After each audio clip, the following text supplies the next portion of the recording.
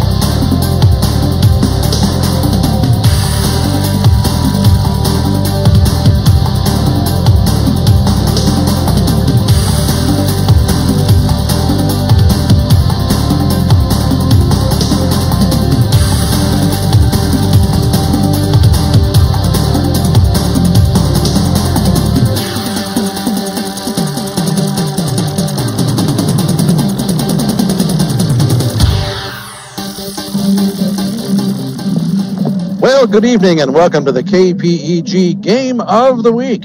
Tonight, it's the Lompoc Braves versus the Dos Pueblos Chargers. This is Greg Ratcliffe broadcasting live from Workington Stadium at San Marcos High School in Goleta, where the 4-2 Braves are set to take on the 4-2 Chargers in what some are calling a battle for the Channel League Championship. Lompoc takes the field tonight on a 2-game win streak after opening league play last week with a 21-0 shutout over Santa Ynez. DP also comes in riding a shutout win after blanking Cabrillo 42-0 last Friday. So with these two teams tied for first and with only 3 games left to play after this one, tonight's victor is most certainly in the driver's seat heading towards the league championship. I had a chance to speak with Braves head coach Andrew Jones yesterday about last week's win over the Pirates and his outlook on tonight's contest. Let's listen in to what Coach Jones had to say. Well, I'm here with head coach Andrew Jones. Coach, you had your first ever Channel League game last week, and you knocked off the Pirates 21-0. A good win and your first shutout of the season. What's your take on the team's performance that night? Well, I thought our defense played well. I mean, anytime you can shut out, a high school football team, is a compliment to our defensive staff. Coach Davis has, been doing a great job. Offensively, we just started off real slow. They were running cover 0 most of the game, basically baiting us to throw, and we finally got some stuff going in the second quarter.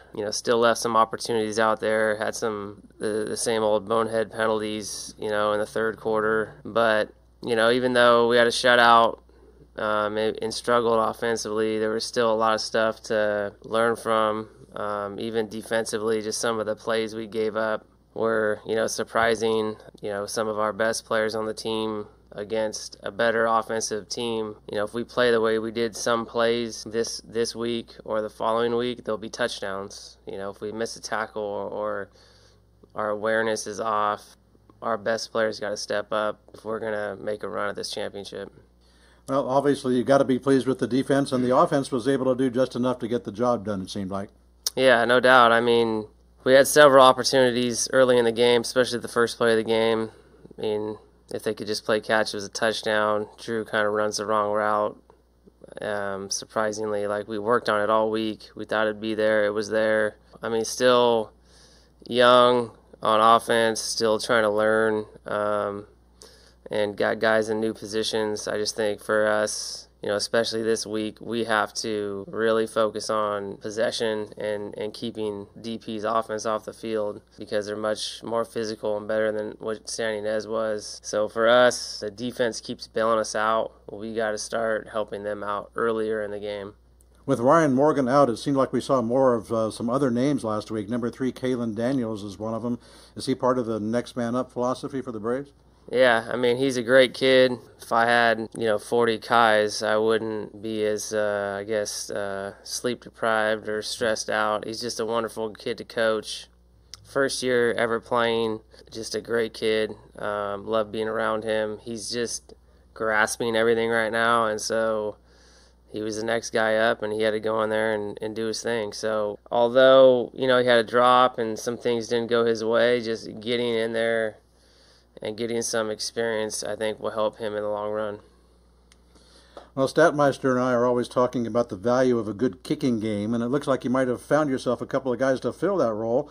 Last week we talked about Aldo's field goal in the St. Joe game. Now you've got Alex Gonzalez doing a real nice job on kickoffs and punts. How important is that?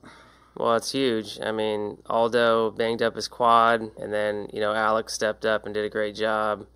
Both those guys have a tremendous amount of potential being a kicker. They're so good at soccer, it's hard for them to spend a lot of time focusing on it, but they are natural swings to the leg. They are impressive, and they got the leg strength. They just got to continue to work on it. Aldo will probably be out again this week, so Alex will have the kicking duties again. Okay, well, we're heading into week 2 of the Channel League play, and you'll travel down to Goleta to take on the Dos Pueblos Chargers. You've got identical 4-2 records and share the league lead at the moment. This is always a good matchup. What's the scoop on DP this year? Coach Keynes does a great job. They're well coached. Alignment, assignment football. Historically, we've played them. They've been a mixture of spread, a little bit of two backs. Now they're 70-80% of the time they're in double tight end with 3 backs, and they're running the ball down your throat. They're big, they're physical. They got a lot of that talent back from the championship run they had to the finals last year.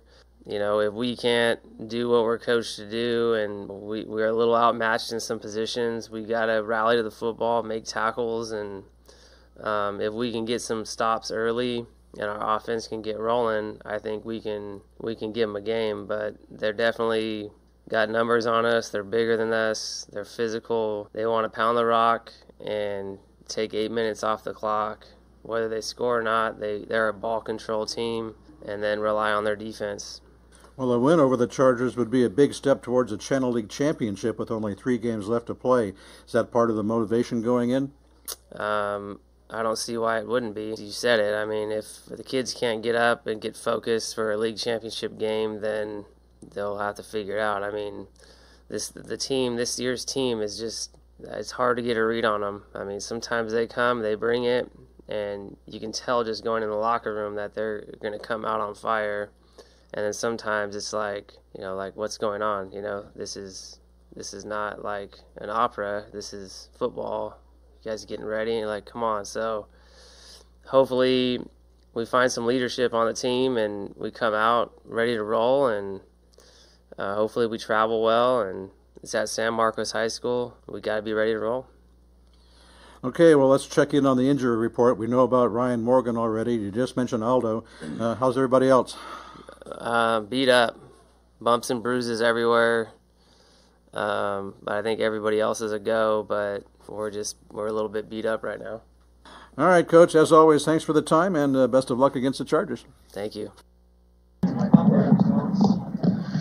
Well, back live from San Marcos High School, I am joined, as always, by the Statmeister himself, Mike Loney. Mike, DP has a big, strong team, and they love to run the ball. How do the Braves counter that Chargers ground attack tonight? Well, first of all, they have to tackle. They have to tackle soundly. They have to tackle often. And then not get suckered, because they like to try and pop a big one every once in a while. And they have a couple of guys that can do that, from what I understand. Yes. Fortunately for the Braves tonight, most of those big plays came against the team they played last week, which was Cabrillo. So Cabrillo not having their best year. No. But the Chargers are kind of like the Braves in one regard, in that they have talent, but it's kind of spread thin. And once you get past the crust, not a whole lot underneath it. For instance, they have 5 guys who are over 220 pounds. But of those 5, 3 are over 300, including one who is 345 and 6'5". 6'5", 345 offensive lineman. Yes, doesn't appear to be real mobile, but then again, he doesn't necessarily have to be. When you're that big, you just get in the way. Yeah, and he's that big. They're not cheating on that listing on the roster. Sometimes the roster numbers get a little inflated. Not in this case. This has been a very interesting series over the years. It started in 1967, the year after Dos Pueblos was opened.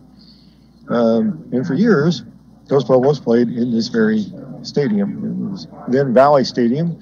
In 2011, it was renamed Warkentin Stadium after the Warkentin family donated $500,000 for the renovation. Yep, that'll do it every time. shortly after Dos Pueblos had built Scott O'Leary Field across the 101 here, which they are redoing, which is why they're back here playing. Mm-hmm. But for a few brief years, they were calling this Royal Stadium for San Marcos, and the PA announcer tonight was calling it Valley Stadium. So, so if you're familiar with Lompoc District Stadium, you kind of know the situation. Kind of the same scenario going on. Both teams are on the field as we speak. We're just a couple of minutes from kickoff.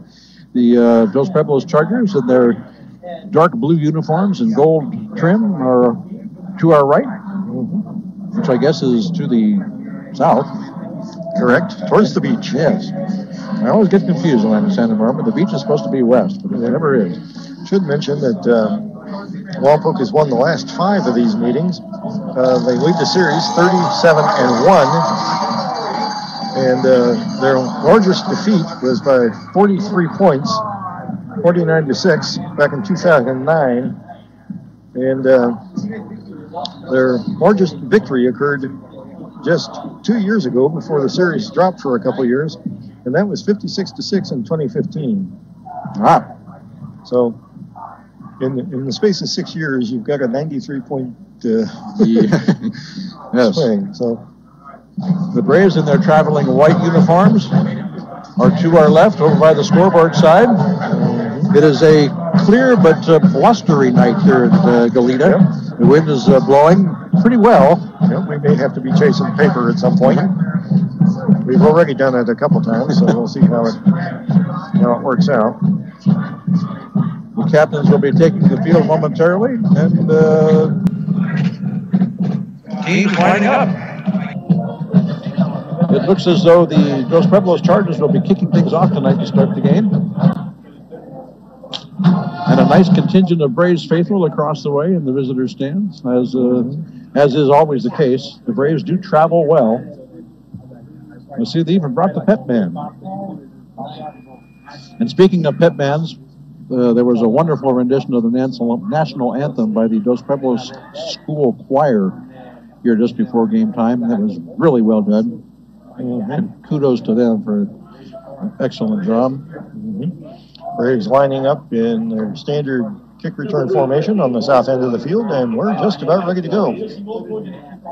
This is going to be a good one, folks. This is going to go a long way to determining who comes out on top of this Channel League season. Nice, long, high kick.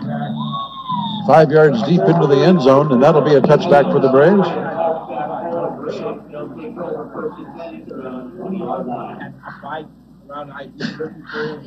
We talked about the value of a good kicking game. Well, DP starting off well in that regard.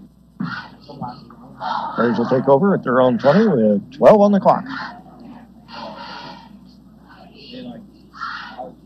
This is one of the games when you look at the schedule during preseason, and the schedule comes out, and you always put an asterisk by 1 or 2. Yeah, I think Greg circled this one twice. This is the one I've been looking for all season, because this is going to be a good one. The Braves need to come down here and play tonight. They're going to start out with double stack receivers here on the left. Yeah, box formation left. And then they'll run the ball up the middle. That was, surprise, surprise, Levon Coleman picking up about 4. And screwed up early, right? Not Levon, Leandre. Well, it only took you, 6 weeks to do that? Yeah, well, I figure Levon has used his eligibility by now. Probably. They'll give him 3 on that one. It'll be 2nd and 7 for Lompoc. Iribarren pitches to Coleman.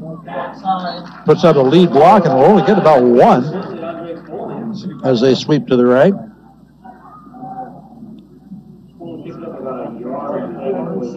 Out to the 24 goes that carry. It'll be 3rd down, 3rd and 6 for the Braves.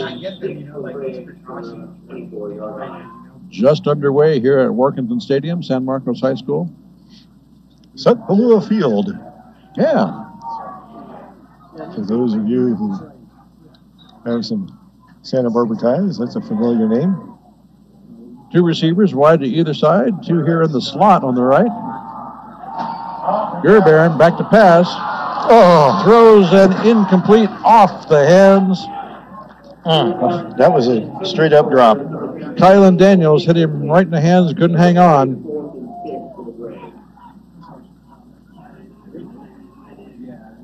And a 3-and-out for the Braves to start things tonight, and they'll have to punt this one away.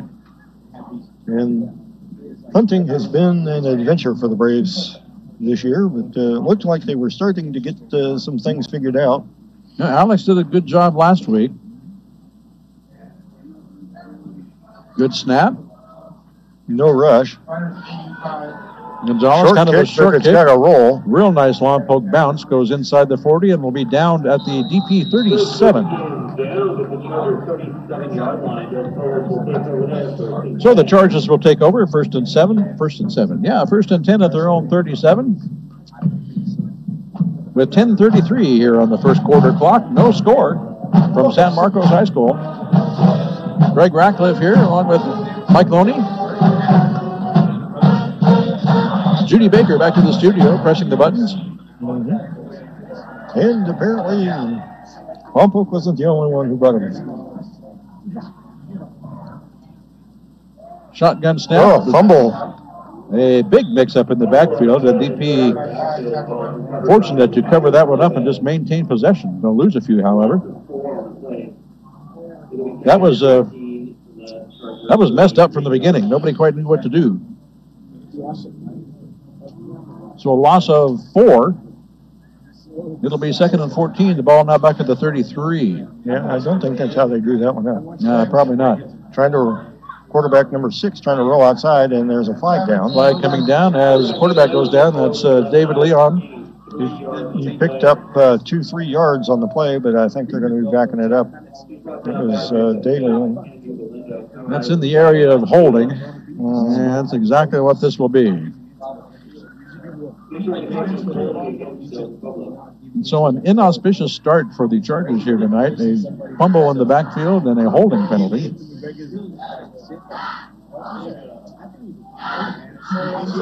And this ball will get marked back all the way to somewhere around the 25.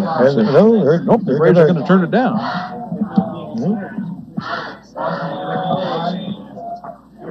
Okay. So they give him 2 yards on the carry, turn down the penalty, and that'll be 3rd down and 12 for the Chargers. From the 35. Tight formation. Quick pitch out here to the right.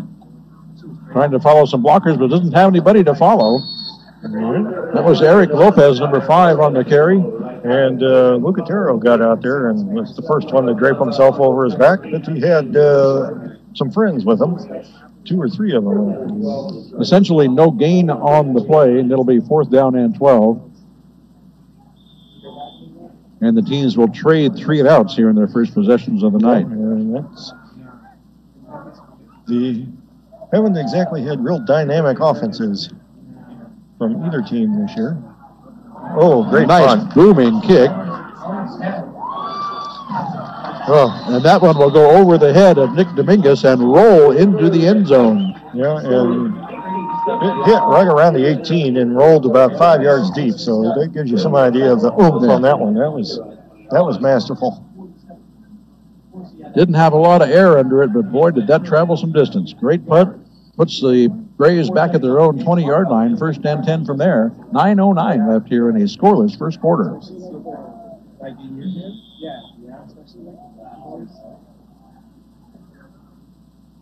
And we're happy to report that from our position up here in the press box and the condition of the jerseys, we can actually see people's numbers tonight. Yeah, at least some of them.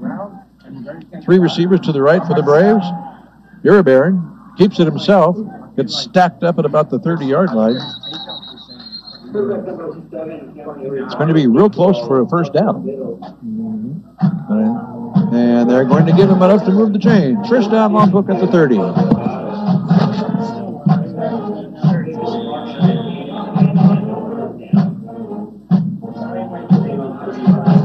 Do not have stats for the Braves this year, which is unfortunate, but if I had to guess, I would say Cameron Iribarren is the Braves' leading rusher. Yep. Certainly the leading passer. Well, a gap off the left tackle, and DeAndre Coleman will take advantage of that for about 8 yards, maybe 9. Well, I think it's going to be 9. Ooh. Yeah, nice. Is that the 39? Nice gust of wind there.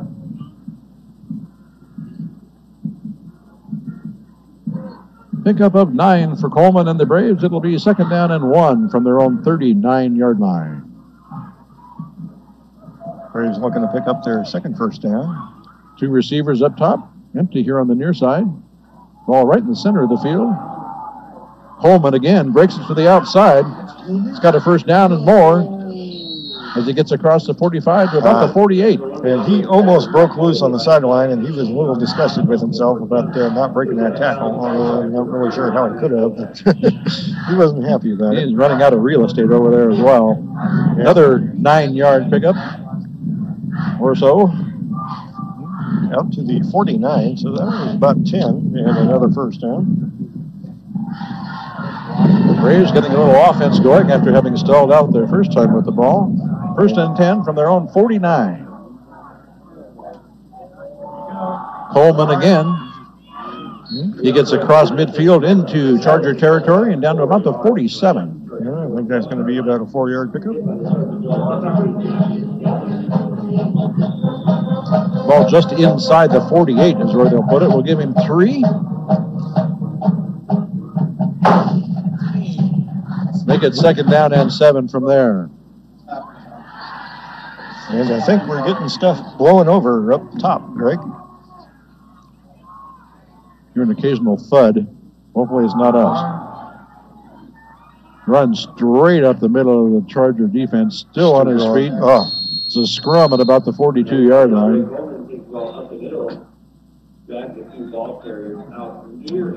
Is that Coleman again? Yes, I believe it was. Mm-hmm. Down to the 42, shy of a first down by about a yard. 3rd and 1, Braves quickly up to the line of scrimmage. Iribarren from the shotgun. And they'll gave a hard call, and the defense jumped a little bit, but they did not enter the neutral zone, and so now he comes up under center. Oh, look at the line surge. Coleman again off right tackle. First down and a few extra down to the 35. About a 6-yard pickup. Kind of the DeAndre Coleman show here in this possession. 6:38 remaining in the first period. Braves with another first down, now down to the Charger 35-yard line. Moving the ball pretty well in this possession. Mm-hmm. And all of a sudden, we are about halfway through this first quarter already, Mike. First possession, Braves had a chance at a big play touchdown and couldn't quite handle it, and so they've gone back to running play off to the left this time. That was Oscar Tenario. Pickup of about 5, maybe 6. I'll put it at the 30. Looks like about 5. We'll give him that. 2nd and 5 from there. Took a couple guys to bring him down. Oscar's not the fastest guy on the field, but he is tough. Oh, Oscar again, straight up the middle. Yep, and he picked up another first down, about 5.5 yards. Just broke the 25, close to the 24. First down, Braves. They're on the move. This drive started back at their own 20. Now they've got a first down at the DP 24-yard line. Clock running 5.5 left here in the first quarter. Braves trying to break the ice and score first. High formation, 1 receiver to either side. Iribarren under center. Schumer in motion. Tenario, the deep back, bounces off a tackler and gets wrapped up at the line of scrimmage for no gain. And it was Tenario versus about 5 Chargers, and was fortunate to pick up 1. Yeah, DP had that one diagnosed all the way. It'll be 2nd down and 9 from the 23. He tried to hit the A gap, and there was absolutely nothing there, and so he was rolling to the outside, and it looked like the wave offshore here came in and swamped him. There was no gap at the A gap. Coleman, what a cut. Cuts it back inside. He gets inside the 20 to about the 18. He should have been stopped for little or no gain, and that was a nice little jump cut, wasn't it? Yeah. Had absolutely a sliver of an opening, and he managed to get through it. That was impressive. Third down Braves, third and about 4. The ball now at those Pueblos 18-yard line.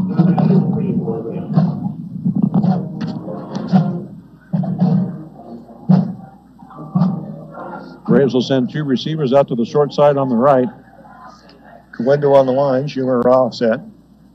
Uribarren from the shotgun this time. Fakes the give to Coleman, keeps it himself. Picks up about 3, and he'll be a yard and a half short of the first down. Yep, comes up shy of the 15. It'll be 4th down and a long 1.5-ish.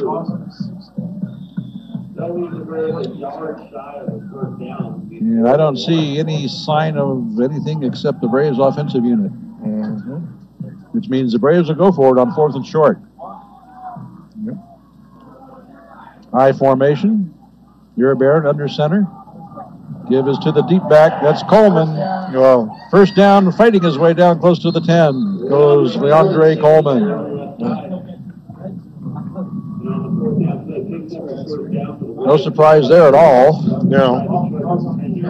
First down Braves just outside the 10-yard line. They can get a first without a touchdown by about a half a yard.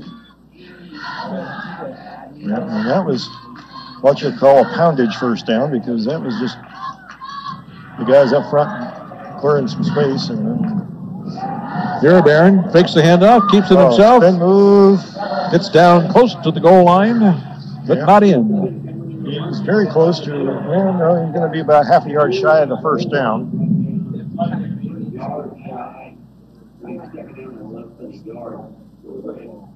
Got about 9, plus a smidgen. Second down and short for the Braves, just outside the 1-yard line. Full house formation for the Braves. Tenorio walks in. Touchdown, Braves. Oscar Tenorio, number 8, from 1.5 yards out, puts the Braves on the board. It's 6-0 Lompoc. And that was a old-time Braves drive, Mike. Yeah, Mike Warren would have liked that one. You betcha. 80 yards, all on the ground. And about 5-6 minutes off the clock. Movement on the line as we line up for the PAT. Just shy of 7, Greg. That's a nice drive. 8:58. If only our drive down here had been just shy of 7 minutes. Yeah. Oh, well. On the other hand, you can like a drive where the ball spent 7 minutes in the air. And more movement in line, more whistles, and we still haven't got this kick away. This time we'll actually discuss it.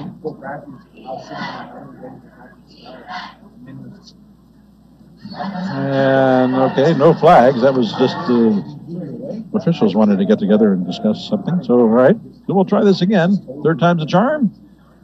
Good snap, good hold. Kick is away. Kick is good. So with 2 minutes, 11 seconds remaining here in the first quarter, our score is Lompoc 7, Dos Pueblos 0. You are listening to the Game of the Week right here on your home for local sports, 100.9 KPEG. And on 1410, KT&K on the Braves Radio Network. Don't forget, we're also streaming live on the web at kpegradio.com for all you folks that are outside the KPEG listening area. We appreciate you tuning in on the web. Yep. Judy's back in the studio giving you some wonderful graphics to go along with your audio tonight. So, and we should mention to people that Greg is not just a pretty voice on the radio. He has been working desperately for the last couple of days to get the station back on the air. And so if you're hearing our voices tonight, you can thank Greg. It's what we do. And what the Braves are going to do is kick off the ball from their own 40-yard line. after their first score of the evening. It's exactly what the Braves wanted to do. A nice, long, sustained ground attack. Kickoff, fielded at the 5-yard line. Gordon stirred up the center of the field, returned across the 20 to about the 25. It looked like he had a hole, and then it closed very quickly. Looked like 44 and 43 were in there on the stop. That would be Anthony Arias and Aaron Nunez. So give the Chargers the ball at their own 25-yard line, give them a 1st and 10, and give them 2 minutes and 4 seconds till the end of the quarter. Excuse me.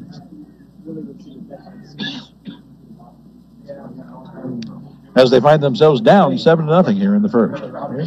As Greg finds himself all choked up. Yeah, it's been one of those weeks. Quick throw out here to the right flat. Complete and knocked out of bounds after and a hanky. I think the Braves might get tagged for a late hit on that one. Yeah. And some of the Braves captains quickly in the face of the offender.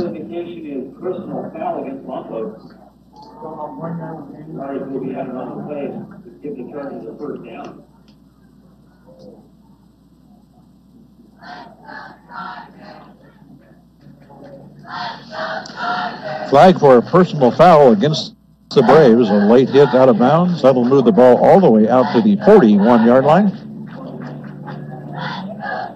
And give the Chargers a 1st down from there. Their first down of the game. With a minute 57 remaining in the quarter. 2 receivers up top for GP. 1 wide, 1 in the slot. Ooh, keeping the ball on the ground. Number 5 on the carry. And a huge pile of humanity around the 40-yard line. Yeah, that was the definition of a scrum there. Eric Lopez on the carry. And he got about 1, maybe.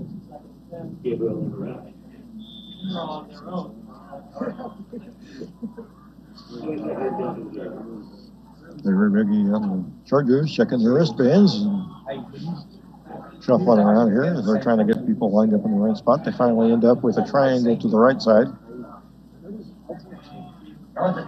They'll run the fumble. The fumble on the snap. The Braves have got it. That was just a scrum. And that was, guess who? 54? Juan DeLuna came up with that ball and picked up about 5 yards on the fumble return. 6 foot, 265-pound Juan DeLuna came up with the ball and started rumbling in the other direction all the way down to the 30-yard line. And the Braves have got it in good shape with 1:13 left here in the first quarter. Deep in Charger territory, right at the 30. That must have been there was a little movement. It was a kind of almost like a crisscross in the backfield, and then they crossed themselves up on that one. I think DeLuna took the handoff just about. Coleman, boom, boom, right through the hole, all the way down to about the 15-yard line goes Leandre Coleman. And I tell you, he was a good 7-8 yards downfield before anybody laid a finger on him. I think before anybody even saw him. First down Braves from the 13, quickly up to the line of scrimmage. Gary Barron from the shotgun, 2 receivers up top. Have a train, folks. All right, I remember this train. Yep.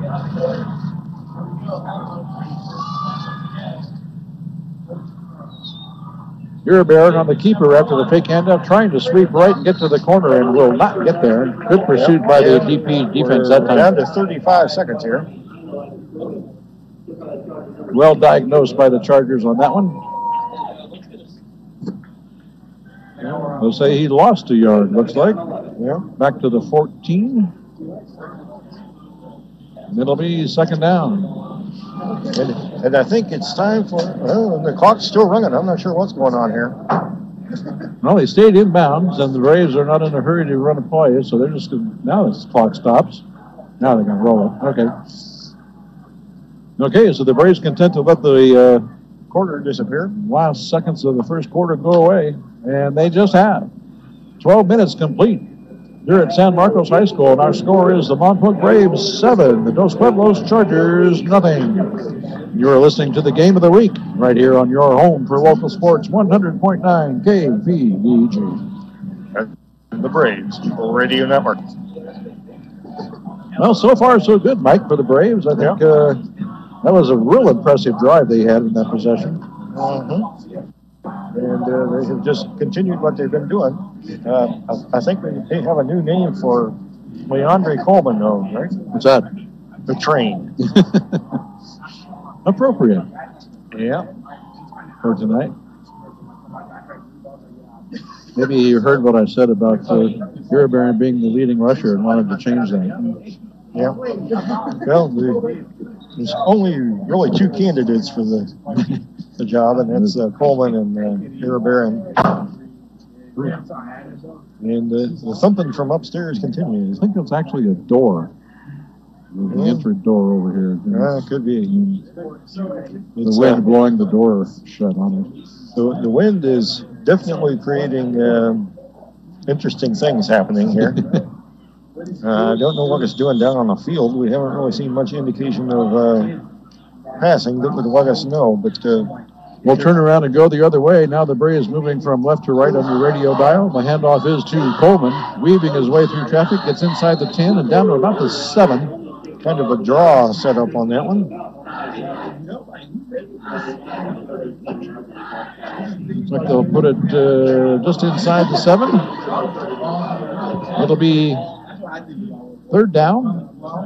Pick up of 7. So third down and 3-ish. And you need to get down to this. And timeout taken by the Braves. Stopping the clock with 11:34 left here in the second quarter. Lompoc leading 7-0. As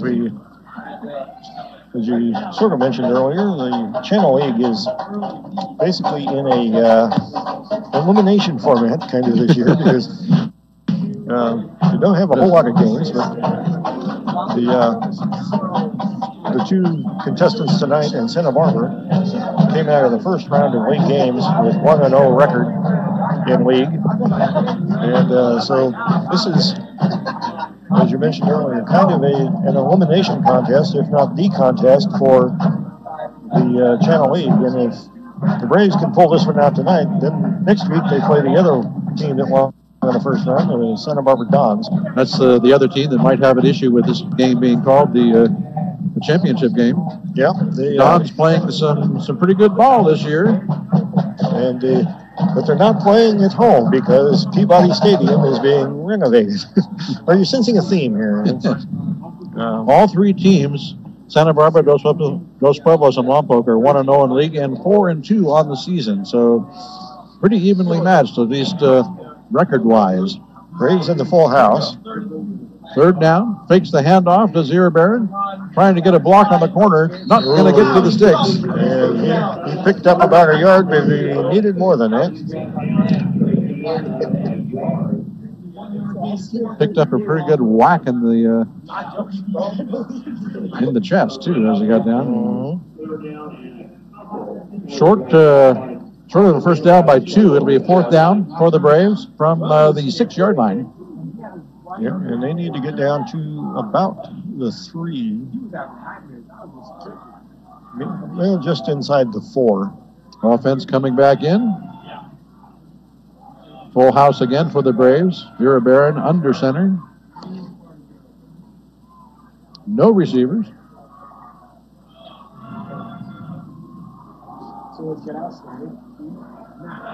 Stacked up at the line of scrimmage. There's 6 blue jerseys all over it. I don't think he got there, Mike. He did not get the first down. He did pick up about a yard, but he needed a yard and a half, and he was a half a yard short. I believe that was Tenario on the carry. Got just inside the 5, and a big stop by the Dos Pueblos Chargers defense. And Lompoc will turn it over on downs. 10:29 left here in the second quarter, and the Chargers now have the ball first and 10 at their own 5.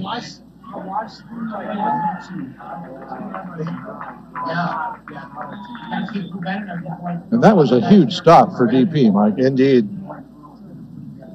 Braves on their way to sticking 6 or 7 more on the board, and all of a sudden, the Chargers have the ball. And the late guy coming out, number 7, had to race in from the sideline, and so they're in a hurry now. And quick handoff inside, gets stuffed. Out of the shotgun, they'll pick up about 1 right up the middle. I think that was Eric Lopez, number 5.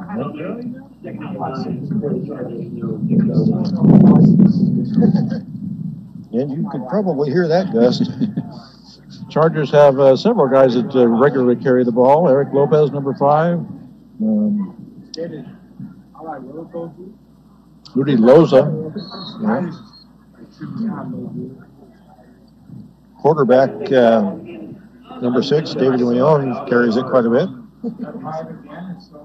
And another short game up the middle. Yeah, that was Lopez, basically the same play, same result. It's going to be a 3rd and a long 8.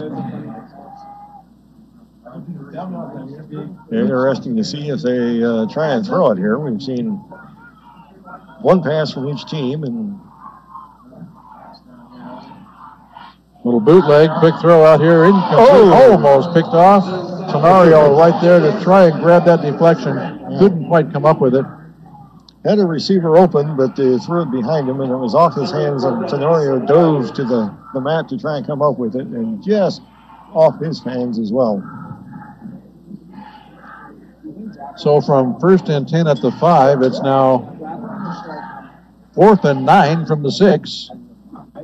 And the Chargers will be punting from the end line. 1 man deep for the Braves back around midfield. I think that's Nick, isn't it? I think that's Dominguez. Yeah, there it is. Dominguez, and now we have a timeout. Timeout called this time by Dos Pueblos. Stops the clock with 9:19 remaining here in the first half. Lompoc leading 7-0. You are listening to the Game of the Week right here on your home for local sports, 100.9 KPEG. On the Braves Radio Network. That's Mike. I'm Greg. Judy's back in the studio, and we are so happy to be here tonight. Can't tell you how happy we are to be here tonight. Yeah.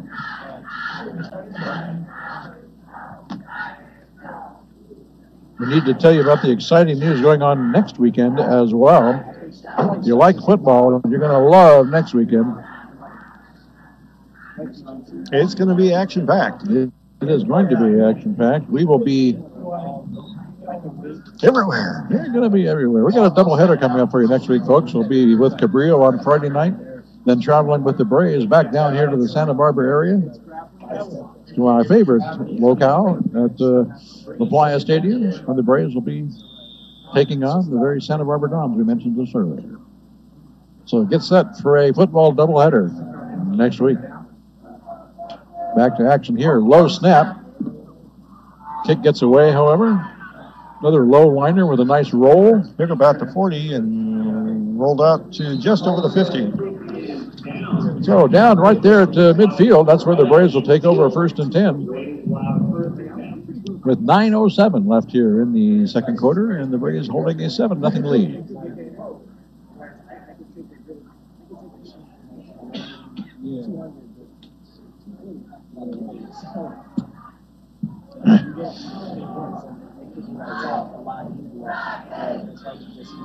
So the Braves came up about 5 yards shy on their last possession. Couldn't take advantage of the turnover. Half a yard or 5 yards, depending on how you want to count it. 3 receivers here to the near side. 1 up top. Iribarren in the shotgun. Coleman takes the handoff, breaks through into the secondary, cuts it to the outside.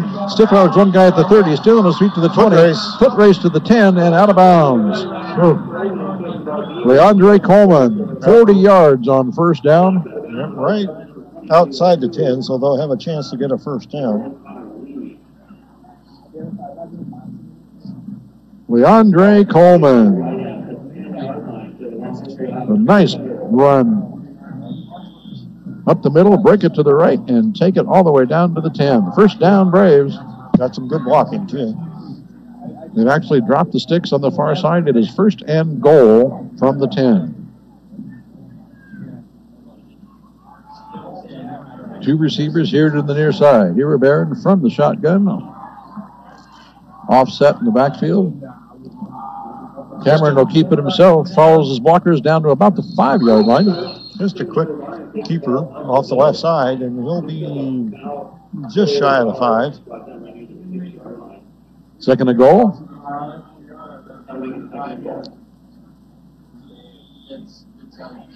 Five yards plus for the Braves. Clock running, 8.5 remaining here in the second quarter in a very fast-paced game. No passing and no penalties. The clock will keep running in a hurry. 2nd down and goal for Lompoc. Schumer in motion for Braves. Iribarren fakes the handoff to Schumer, keeps it himself, and he's diving to the end zone. Touchdown, Braves! Cameron Iribarren from 5 yards, and the Braves are on the board again. It's 13-0 Lompoc.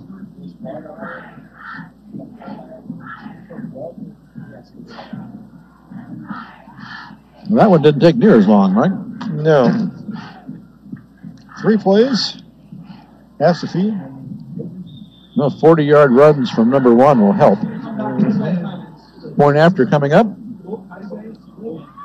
Good snap. Kick is away. Nice strong kick. It is through the uprights and good. So with 8 minutes, 9 seconds remaining here in the second quarter, the Braves are on the board again. It's now Lompoc 14, Dos Pueblos nothing. 3 plays, 30 seconds, 50 yards. That'll get it done. Yep. You are listening to the Game of the Week right here on your home for local sports, 100.9 KPEG.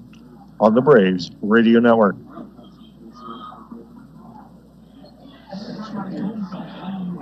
Well, so far so good for Lompoc. Mike, we had some underclassmen games as well, did we not? Yes, we did. We had a real interesting JV game, including a kickoff return for a touchdown. Ooh. That the Braves managed to squeak out 31-0. And the freshman won 48-13. So good signs from the underclassmen. Varsity trying to make it a sweep against the Chargers here this year. Gonzalez set to kick. Low kick, but long. And it's about 2-3 yards deep in the end zone. That's deep enough. No return. Chargers will take over 1st and 10 at their 20-yard line.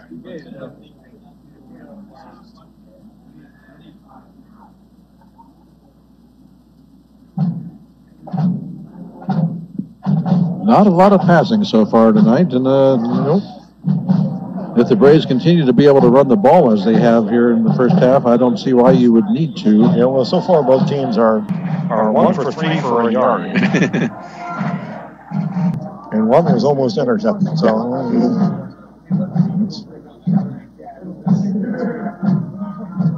and finally, the Chargers break some. Nice ankle tackle by Schumer on. Find some green off a right tackle and go past the 25 out to about the 28. Yeah, I think that was Lopez again. 8 yards on 1st down makes it 2nd and 2 for the Chargers.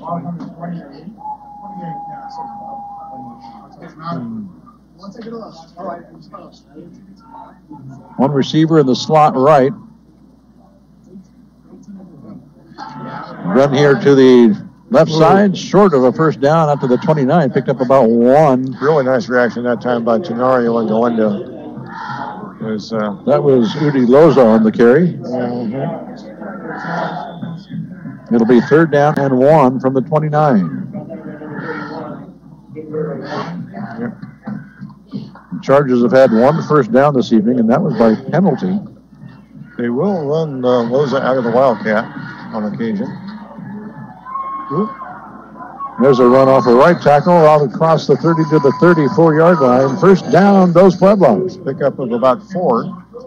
That was Lopez on the carry. And that'll move the chains for the Chargers. First down, Los Pueblos at their own 34. Clock running under 7 minutes remaining until halftime. Operating from the shotgun. Tries to get to the corner and does. Got a lot of room down the sideline. Makes a juke. Coleman's the only one left and rushes him out of bounds at the Lompoc 37-yard line.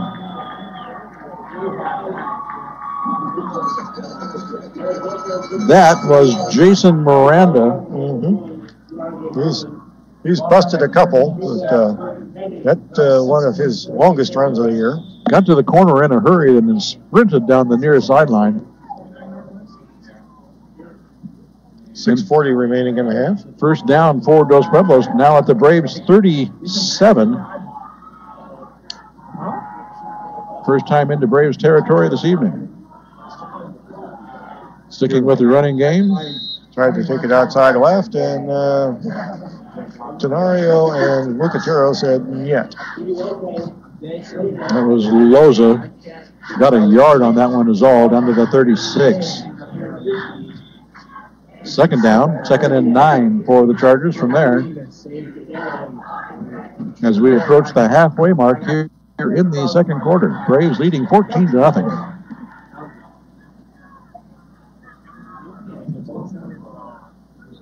One man in motion, and flags and whistles will start this one off. And this is illegal motion. Yep. Speaking of motion, that'll back the Chargers up 5. Back to the 41. Speaking of going back, I had a chance to talk briefly with Nate Mendoza before the game. Oh, how's Nate doing? Well, he's doing pretty good. He's doing some sort of consulting coaching for the DP. As you might expect. Yeah. From the shotgun, back to pass. Got a man open at the 15 and just overthrew him. Yep. He had a step, maybe a step and a half on... There's Luke Gardner back there in on the free safety defense. Yeah. Ball overthrown by about a yard or so. That'll bring up third down. 3rd and 13. 14. Yeah, from the 41. This has not been a precision passing demonstration here tonight by either team. Under pressure, look out. Coleman's got him in the backfield for a big loss back to the 45. And that's the Charger 45. Yes, indeed. And that's what's going to get him to the next level, I think, is as an edge pass rusher, he is pretty darn good. Leon had no chance whatsoever. Coleman was in the backfield so quickly. Yep, that was a fake pitch roll to the other side, and when he turned around to look upfield, he was staring Leandre dead in the eye. There was number 1. So 4th down and forever, and the Chargers will have to punt. Nice kick, angling away from the return man. It'll roll dead somewhere around the 13-yard line on the far side of the field. +9 on the roll.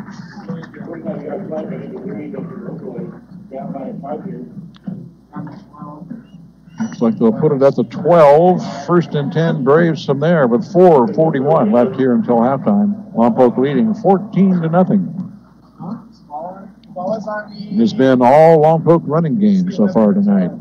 I saw a little bit of life from the Chargers offense that time. They opened up the playbook a little bit more. Up until those couple of plays, I think they had less than 10 yards of offense. Braves back to the running game. Off of left tackle across the 15 to about the 16 goes, what was that? I think that was Tenorio. Tenorio, yep, Oscar. Looks like about 3 for Oscar, 2nd and 7 from the 16. High formation for the Braves, 2 receivers to the left. Deep back gets the carry. leaping a tackler at the line of scrimmage. That's Oscar again across the 25 to the 27. First down.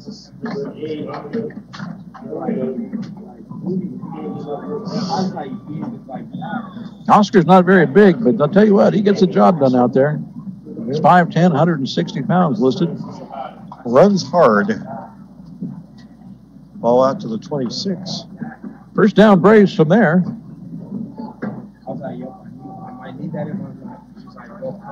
Here Barrett under center. High formation once again. Fakes the deep back. Looking to throw. Plenty of time. Throws deep down the far sideline. Got a man all by himself at the 35 and dropped it. They've had two deep passes just absolutely dropped. There wasn't a defender 5 yards. 10, 15 maybe. I was trying to be nice. And that was Schumer that couldn't hang on to that one. That's two tonight that were right in the hands and looking at 6 points and ended up on the turf. That was a well-designed play, too, because they had two receivers in kind of the same area, and then one split to the middle of the field, and both defenders went with him and left Schumer over there all by himself on the sideline. And the Erebaron had all night to throw. This time, Cam will keep it himself and get across the 30 and stretch out to about the 33. Picked up about 5.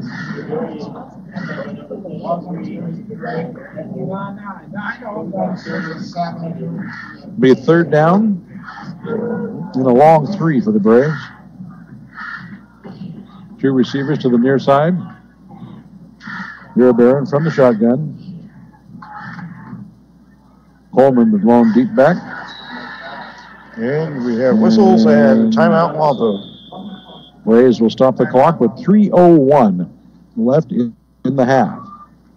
Braves leading 14-0. You are listening to the Game of the Week right here on your home for local sports, 100.9 KPEG. On the Braves Radio Network. That's Mike. I'm Greg. Judy's back at the studio, and we thank you so much for joining us tonight. It is our pleasure to bring you these games every Friday night and one Saturday night coming up next weekend. That's going to be fun. Throughout the season. Cabrillo on Friday, Lompoc on Saturday. The KPEG doubleheader coming at you next weekend.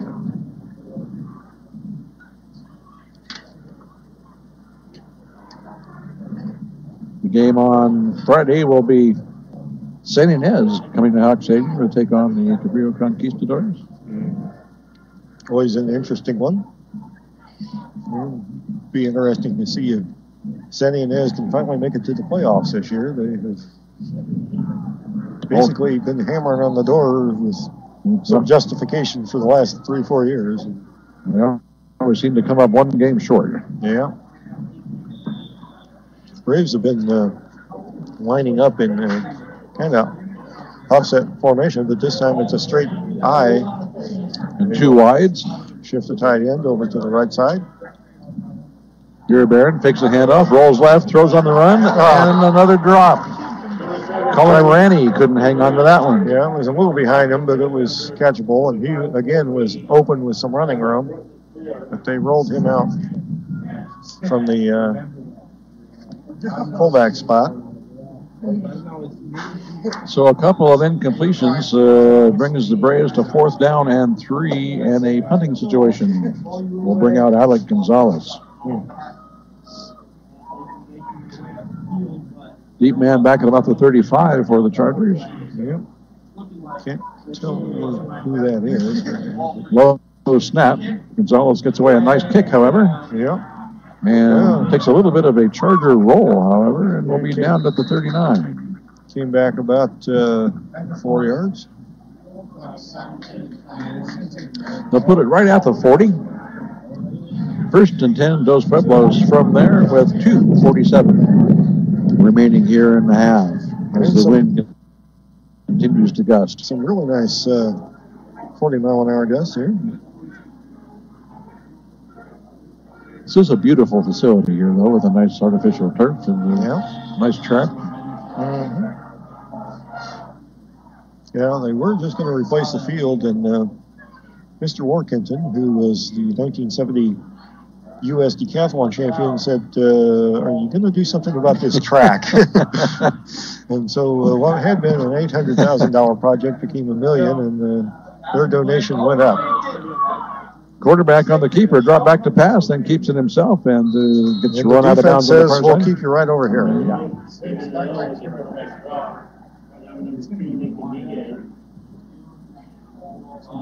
Looks like they're going to give him how much after all of that running? A yard. Yeah, maybe a meter. Stopped by Nick Dominguez over on the far sideline, right in front of Jonesy. You're going to make a good tackle. That's a good place to do it. In front of the head coach. 2nd and 9. Back to pass. Rolls right. Dumps one off complete. Number 5's got it. Weaving his way through traffic to the 40, to the 30. Breaks the tackle at the 25, and finally down inside the 20-yard line. Eric Lopez on the catch and run. Finally brought down by Schumer. And the biggest play of the night for the DP Chargers puts them in great shape at the Braves' 20-yard line. Well, the Braves, they wish they had some of those points that they've given away. Yeah. In this first half. 1st and 10. Rolling left, throwing on the run. This one's complete. Dylan Roberts with the catch. Makes a little curl and gets down to about the 5-yard line before he's brought down. Stopped by Tenorio. And that, Mike, is a 1st and goal for the Chargers at the Braves' 6. Minute 43 remaining in the half.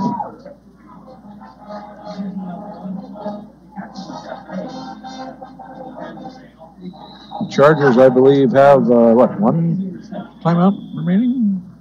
I think they have 2. The Braves will take a timeout to stop the clock with 1:32.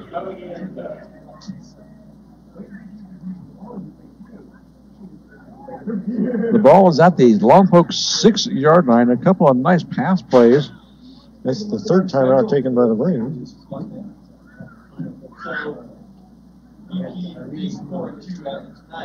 1:32 left in the half. The Chargers trying to get one in here before the break. And this will be a big turning point either way. You're right, the Braves have left a couple of opportunities on the field tonight. Coming up half a yard shy of a 1st down at the 5, dropping a couple of potentially huge passes. And all of a sudden the Chargers can put themselves within a score of the lead at halftime if they can punch this in from 6 yards out. 1st down and goal for the Chargers. Here we go. Leon keeps it. He'll get inside the 5 to the 4-yard line. Clock running. 1:20 remaining.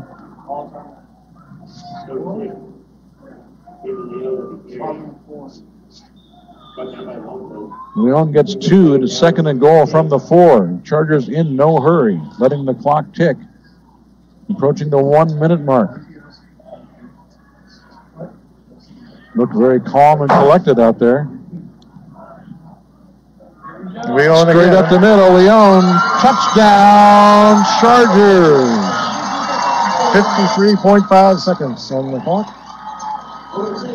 And the hometown crowd goes wild.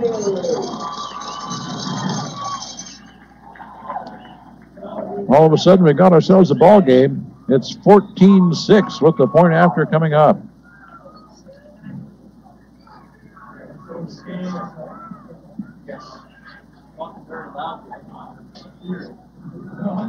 Looks like Jesse Malcoy to do the kicking.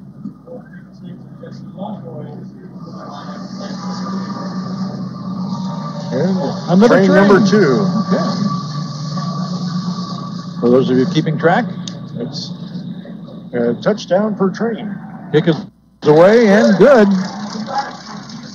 53.5 seconds remaining in the half, and the Chargers are on the board. It's Lompoc 14, Dos Pueblos 7. You're listening to the Game of the Week on your home for local sports, 100.9 KPEG. On the Braves Radio Network. We have some scores from around the area. Laguna Blanca fell 60-24 in 8-man. Carpinteria is up 7-0 in the third quarter on Malibu. San Ynez leads Santa Barbara 14-7. In the second quarter, that one would be interesting. That is interesting.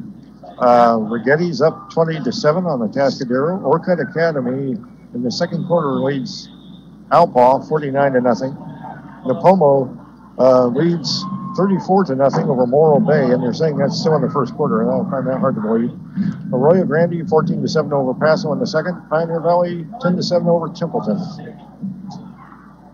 Kickoff fielded at about the 2-yard line. That's Kylan Daniels on the return. Oh, and he got hit, and the ball flew up in the air, and he smacked it out of the air. That could have been disastrous for the Braves if they come loose. Nice job by Daniels to keep an eye on it. They'll spot the ball at the 13-yard line for the Braves. First down from there with 45.2 seconds remaining. And the wind gusts continue. I don't expect them to quit at this point. So did the Braves come out conservative, deep in their own territory with less than a minute to go on the half, or did they try to get one deep? They're sending 4 receivers to either side. Iribarren from the shotgun. Iribarren fakes the handoff, running himself, trying to get to the corner and get wrestled out of bounds at about the 22-yard line. The clock continues to run. Down in the field of play, clock running. Braves out of timeouts. Do the Chargers use one? Doesn't look like it.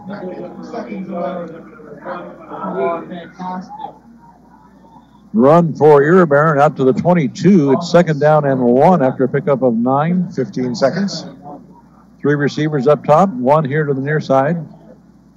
And 10 seconds. Iribarren just, are they going to even get a play off? I think they're going to snap it with very little time. And they're just going to... And the Stad Patter out there out to the 32 as Iribarren takes it up the middle. So that will bring the first half to a close. 2 quarters in the books here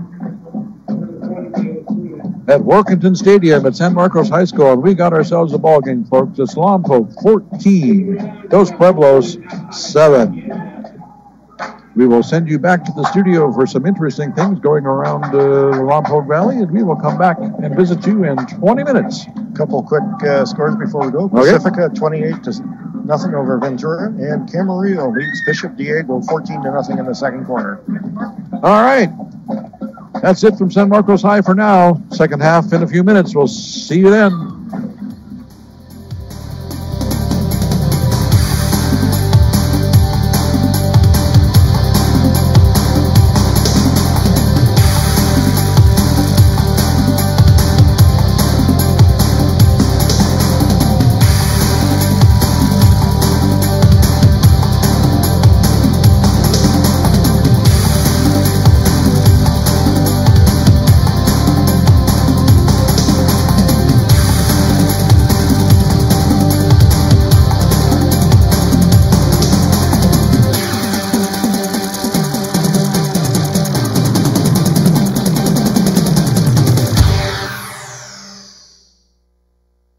I got smart about mortgages.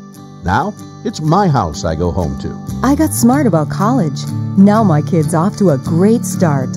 When it comes to your money, whatever you want to get smart about, you can find it at smartaboutmoney.org. I got smart about health insurance. Now both my finances and I are healthy. Smartaboutmoney.org is a free online resource from the National Endowment for Financial Education. We're an independent nonprofit foundation dedicated to helping people just like you get sound information about money. I got smart about protecting my job. Now, I'm doing better than ever. For everything from how to build an emergency fund to how to deal with job uncertainty, smartaboutmoney.org has the answers you're looking for. I got smart about credit cards. Now paper or plastic has a whole new meaning. Smartaboutmoney.org. The easy place to start when you want to get smart. Hey, football fans, do you have friends or family that live out of town but still like to follow Lompoc Valley football? Let them know that KPEG's game coverage is also streaming live on the web. Just send them to kpegradio.com and they can catch all of the action no matter where they are. That's kpegradio.com, brought to you by your home for local sports, 100.9 KPEG. By now, you've probably figured out that KPEG is not your ordinary average radio station. In fact, we're anything but ordinary. First, you'll never ever hear a commercial on KPEG. We're all about the music. And how about that music? We play more music with more variety than any other station in the area. And not just the standard tunes you hear everywhere else. Sure, we play rock and oldies and your favorite classic rock songs, but we'll also introduce you to some deep tracks that you might not have heard. Some new rock, and even some bands that are a bit off the mainstream. That's what makes KPEG so unique. Well, that and our exclusive live sports coverage, but the point is that KPEG is different by design. Enjoy it. We're 100.9 KPEG.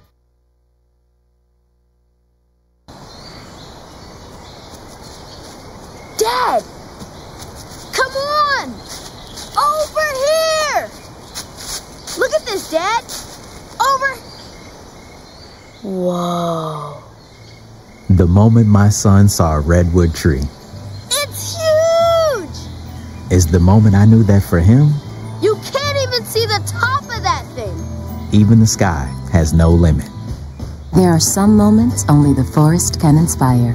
Find yours at discovertheforest.org. Learn about forests near you and discover cool things to do when you go, like hiking, biking, fishing, or camping. Or do your own thing when you get there with family and friends. Your moment is out there. Find it at discovertheforest.org. That's discovertheforest.org. Brought to you by the U.S. Forest Service and the Ad Council.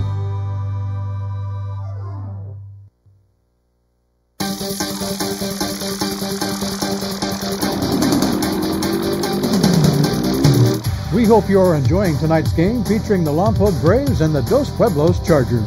Next week, the KPEG broadcast crew is set to bring you a football doubleheader. Join us Friday night as the Cabrillo Conquistadors take on the Santianes Pirates. Then tune in again for a special Saturday night edition of the KPEG Game of the Week as the Lompoc Braves travel to La Playa Stadium to battle the Santa Barbara Dawn. Pre-game coverage starts at 6:45 both nights, featuring exclusive interviews with both head coaches, followed by the kickoffs at 7 o'clock. It's Santianes versus Cabrillo on Friday night, then Lompoc versus Santa Barbara on Saturday night.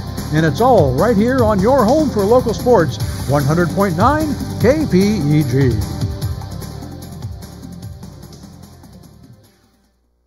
The City Council meetings are your window into how Lompoc works. You can even speak to the council and let them know how you feel. But if you can't be there in person, you can always follow along on TAP TV, KPEG Radio, and the web at cityoflompoc.com. That's right. We'll be there on the first and third Tuesday of every month, bringing you all the comments, discussions, and votes.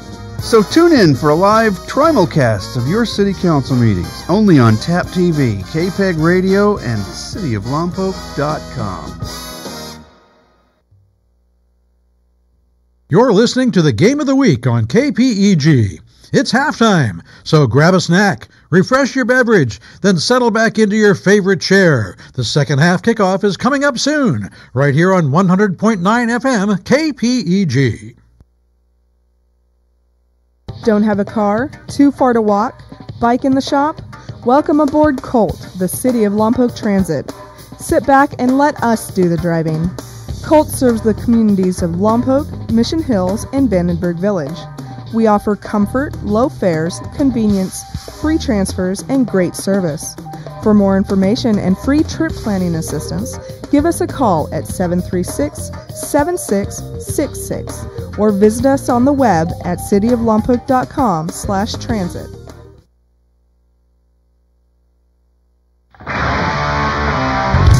So, you want to know what's new on KPEG? Well, we've created the perfect solution, and we call it KPEG New Tracks.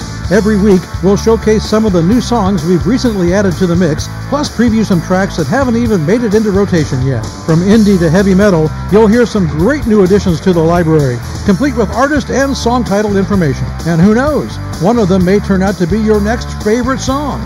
Can you afford not to listen? It's KPEG New Tracks. Catch it every Friday night at 6 p.m. right here on your home for the greatest collection of rock and roll on the planet, 100.9 KPEG.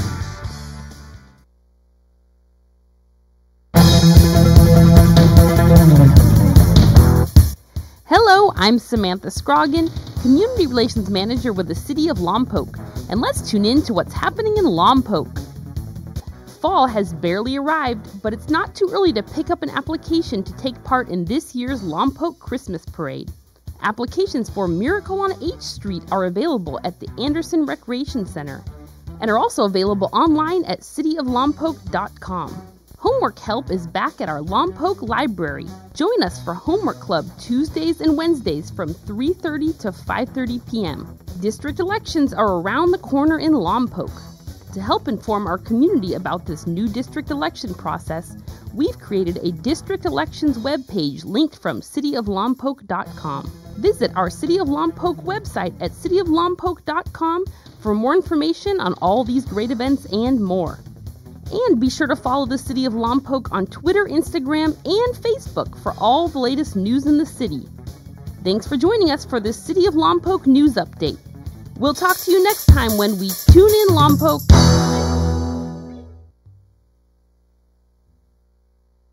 Rich is just a really good guy. The term good egg isn't enough to describe him. He's also certified organic and free range. Rich puts the cap back on everything.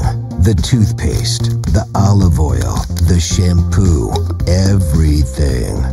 He lets his 10-year-old nephew beat him at virtual tennis, even though he can straight up slay his 10-year-old nephew in virtual tennis. When the toilet paper is running low, Rich replaces the roll on the actual holder, not just on the back of the toilet. Rich is texting and driving. Rich, no. What are you doing, Rich? I was just telling everyone how great you are. Texting and driving makes good people look bad. Visit StopTextStopWrecks.org. A public service announcement brought to you by the National Highway Traffic Safety Administration and the Ad Council.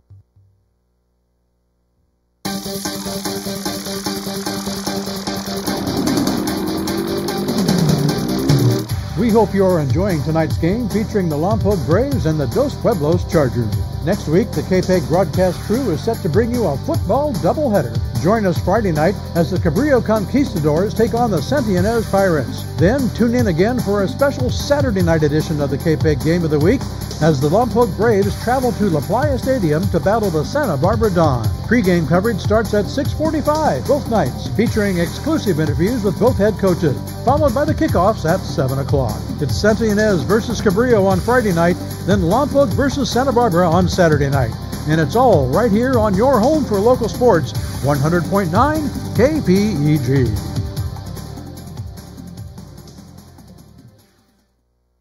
I shop and cook for my mom every week. I help my dad pay his bills. I take my wife to the doctor. Am I a caregiver? Are you caring for a senior parent, spouse, or friend? Do you spend time helping with meals, shopping, or personal care? Are you stressed? Do you have less time for yourself? You are not alone. Nearly 1 in 6 people in Lompoc are caregivers.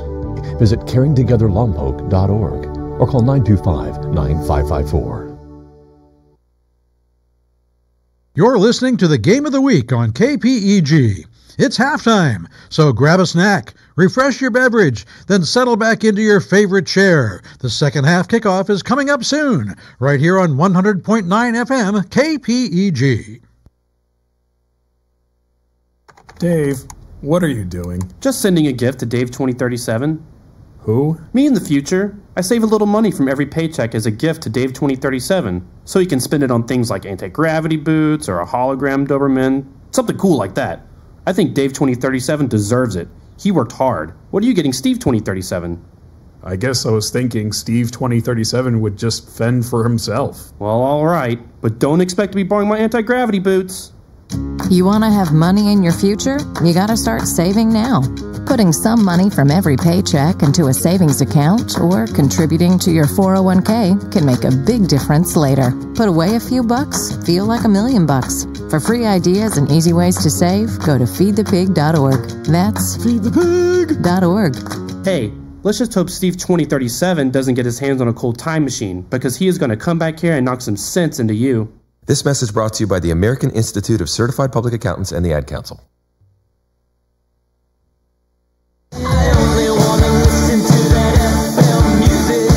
Hi, I'm Casey Farah, your host for KPEG's Local Music Hour. Playing music from Lompoc and the surrounding cities. Every Saturday at 7 p.m. Right here on KPEG 100.9 FM.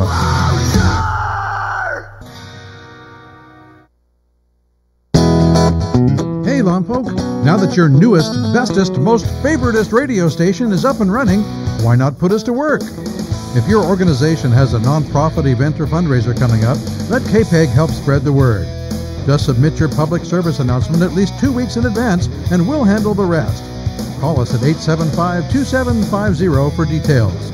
That's 875-2750. After all, KPEG is your community radio station. Serving you is what we do.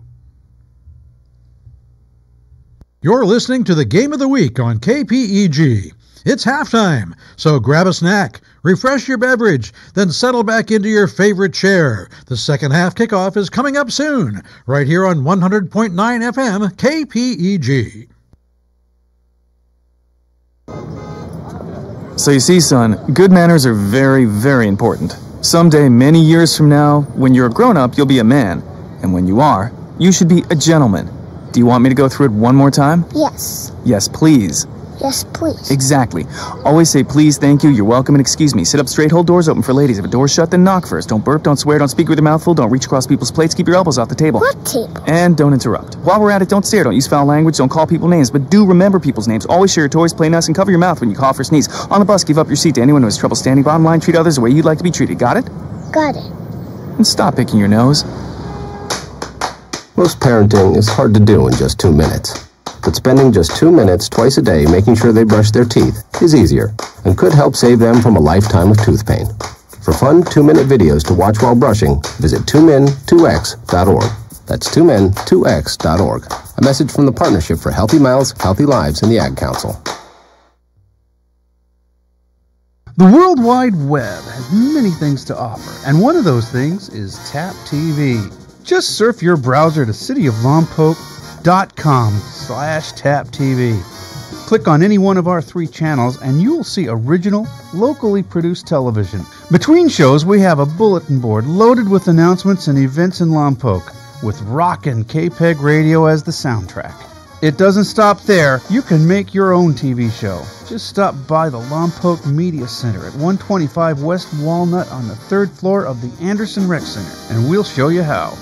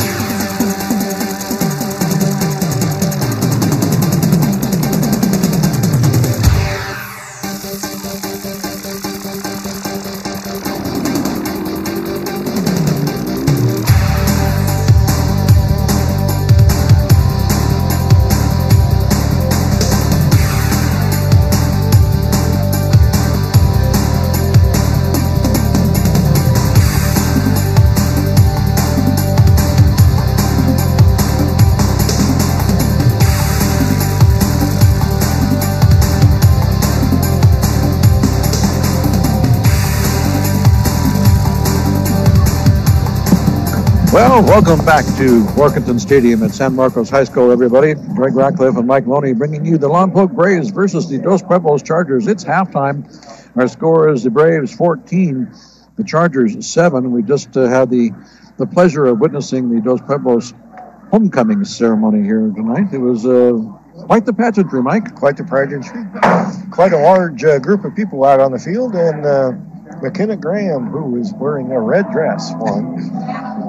Congratulations to McKenna on being this year's homecoming queen here at DP. We do have some other information to pass along from Chavez Ravine in Los Angeles, California.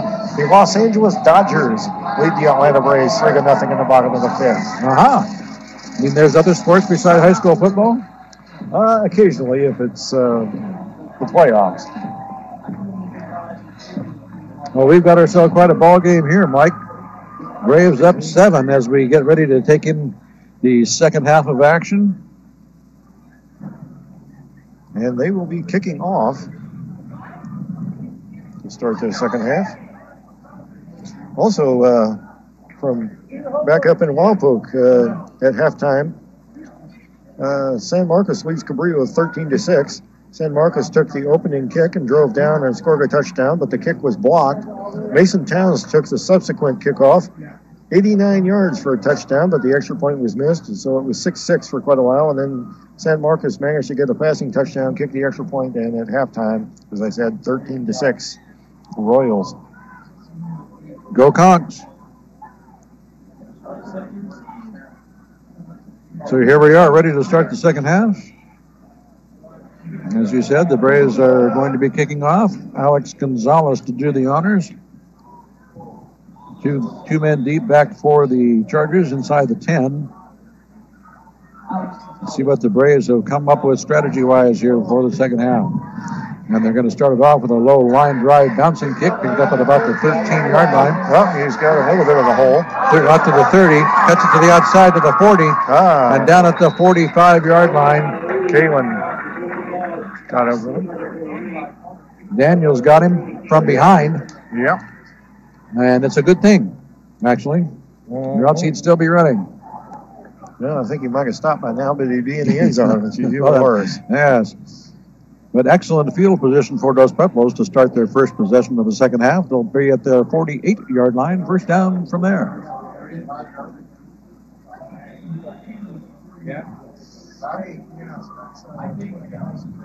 Chargers have to be feeling pretty good about themselves here, down only 7.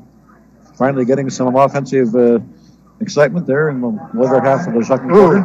Nice spin move. That was Lopez on the spin. Yeah, finally stopped by Ramey. Gets into Lompoc territory down close to the 43-yard line. Yeah, pickup of about 8. Second down and a long one, we'll call it.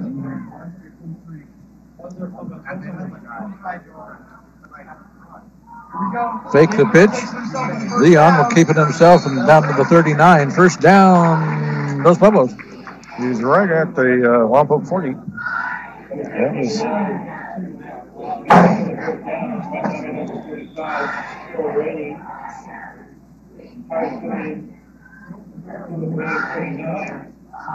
Gain down to the Lompoc 39-yard line. First down, Dos Pueblos from there.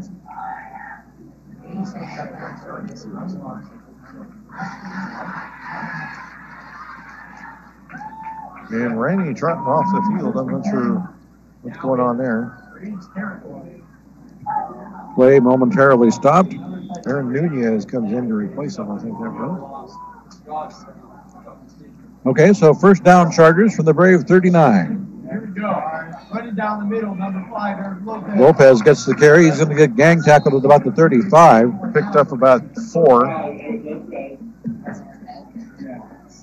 Play designed to go left, right, ended up going left. Play designed to go forward, ended up going back. Pickup of 4 to the 35. Second down and 6 for Dos Pueblos from there. Just underway here in the second half. Looking to pass. Throws deep down the middle. This one will be overthrown and incomplete. Good coverage by Galindo.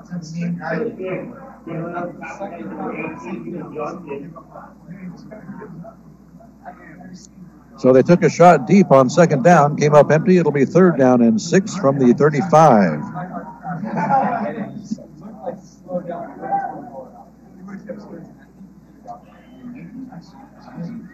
No receivers. Leon keeps it. Was it complete? Ooh. And that was Miranda coming out of the backfield. And he got absolutely popped, but just spun around and stumbled forward for a couple more yards, and that got him the 1st down. They're going to put it at the 29-yard line. 1st down from there.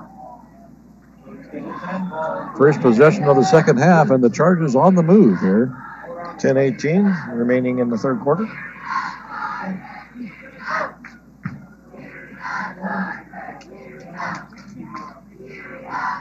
Back to the ground we go. Tried to fake a bend around, and Lopez is going to get buried for a loss of a couple. Yeah, that was Nick Dominguez and a couple other Braves, but Nick was the one who corralled him first, I believe. Lost back to the 31, almost to the 32, actually. It'll be 2nd down and about 13.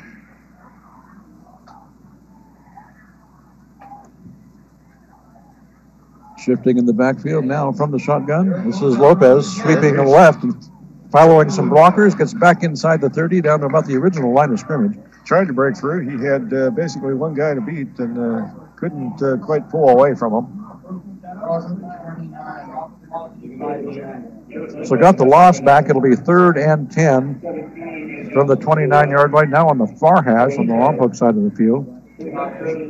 Chargers running from left to right on your radio dial.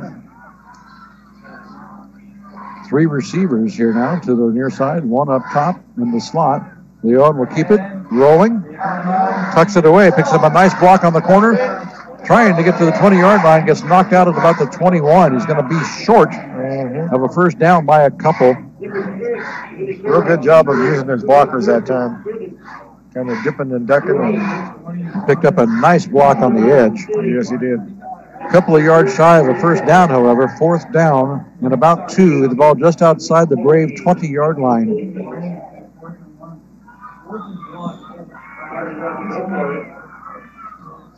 And the Chargers will line up to go for it here on 4th and short. I think it's a little closer to 2. I'm thinking it is too. From the shotgun. And they got Braves on the hard count. Offside Lompoc.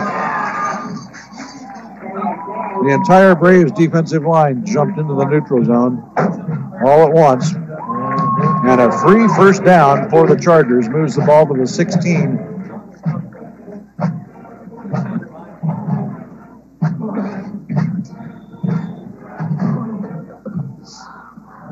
So that would hurt. 1st down goes Pueblos. The ball now at the Braves 16. Leon keeps it. 9th play of this drive. Oh, breaks free down to the 10-yard line. Tackled there. Popped loose for a moment, and then he was brought down by Schumer. Got him. Schumer, or was that Gardner? 15 or 18, one of the two. Either way, the ball is going to be spotted. Where? The 11. Gain of about 5. It'll be 2nd and 5 from there. It looked like he was going to pop free for the scorer, and then all of a sudden he stopped. Number 1 takes it straight up the middle inside the 10. And he's going to be... It's down to about the 8, it looks like. Yeah. A couple of yards shy of a 1st. Connor Lee on the carry. The ball is now at the Braves' 8-yard line. It's 3rd down and about 2. Yeah. And I think we're definitely in 4-down territory. I would agree with that assessment. That's Connor Lee again. I don't think he got there. He got one of those 2. But I think that's all.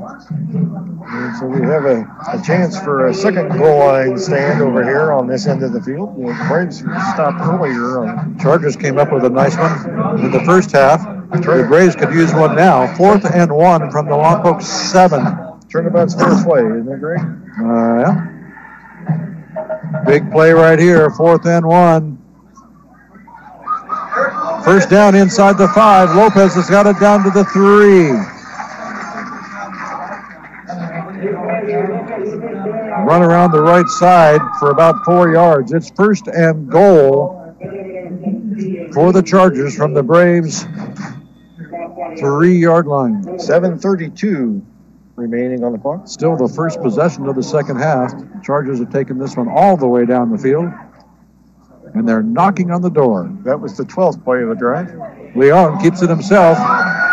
Is he in? Touchdown, yes. Chargers.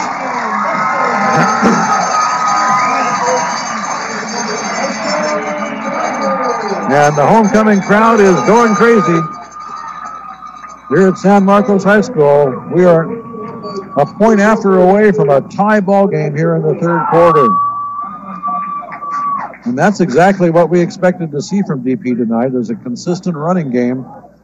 And boy, they sure pulled it off that time. Yeah, much more effective than they were in the first half. Big point after right here. Kick is away. The kick is good. 7 minutes, 13 seconds remaining here in the third quarter, and we've got ourselves a tie ball game. It's Lompoc 14, Dos Pueblos 14.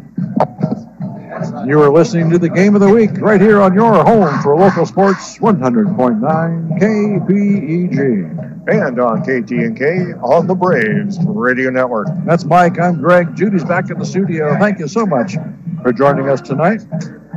Moment for a quick shout out to my good friend Rich, the man Graysick. Yeah, a couple more scores. We've got San Luis Obispo up 14-0 on Santa Maria High School, and a very interesting one going on. San Ynez leads Santa Barbara 14-10 at halftime. That is interesting. Where the Braves will be taking on Santa Barbara, well, I can't say a week from tonight, but a week from tomorrow. Yeah. Next week. And we'll be there at our favorite venue, La Playa Stadium. Kickoff will go all the way out the back of the end zone. That one flew 9 yards deep. Yeah, and it one hop to the end of the turf. And at last sight was still rolling on the track. Okay, the Braves will take over 1st and 10 at their 20 in what is now a tie ball game here at Workington Stadium. I knew this was going to be a good one coming in, and here we are. 2 receivers to the right for the Braves. Iraberry from the shotgun, fakes the handoff, keeps it himself, finds a nice little seam on the right side, and picks up about 11 yards up to the 31. It's 7-11, right? 7-11. That was not a commercial endorsement. It's a statement of fact. First down for the Braves at their own 31-yard line. Hard to believe, but the third quarter is just about halfway over already. Coleman takes the handoff, designed to go inside, breaks it out to the right, and gets knocked out of bounds after about a gain of 9 or so. Yeah, there was a serious collision there.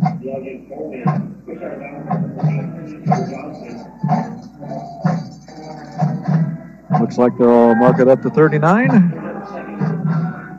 Gain of 8.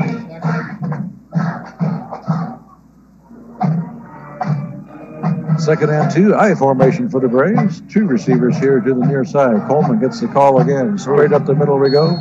Dragging tacklers. Out across the 45, close to the 46-yard line. Move the sticks. First down, Braves.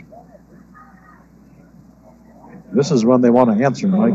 Yes, they do. See, we can move the ball, too. First down, Braves from their own 46-yard line. Clock running 6.5 left here in the third quarter. We're tied up at 14.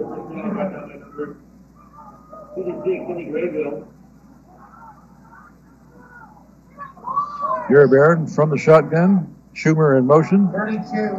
Handoff goes to Drew Williams. He finds a nice gap on the right side and gets drugged down from behind at about the 37. He was a shirt tail away from gone. Yep. So Drew, with his first carry of the night, takes advantage of that, picks up a Braves first down at the 36. There's 6:09 on the clock. And rolling. Drew again, this time not quite so much, gets a couple up the middle. Yeah. He may end up marking them at 3-yard pickup, but certainly less than the last time. We'll put it at the 30. Put it all down for me. Looks like the 33 they're going to end up at. Okay. 3 yards on the carry. Second down and 7 for the Braves. The ball on the Dos Pueblos 33-yard line. Past the halfway mark here in the third quarter. 14-all is the score. Braves on the move, however. High formation once again. Motion across the backfield. Straight up the middle goes Drew Williams once again, close to the 30. Pick up of a few more. Williams will come out. Coleman back in. It'll be about 3rd and 4. Need to get down to the 26. And they're right at the 30. 2 slot receivers to the right. Uribarren takes the handoff, finds a gap on the right side of the line, squirts through it, and gets down inside the 25 to the 23.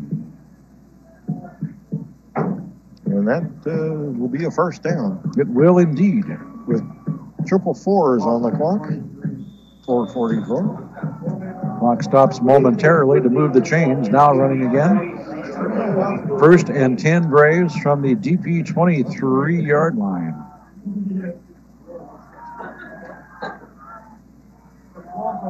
High formation.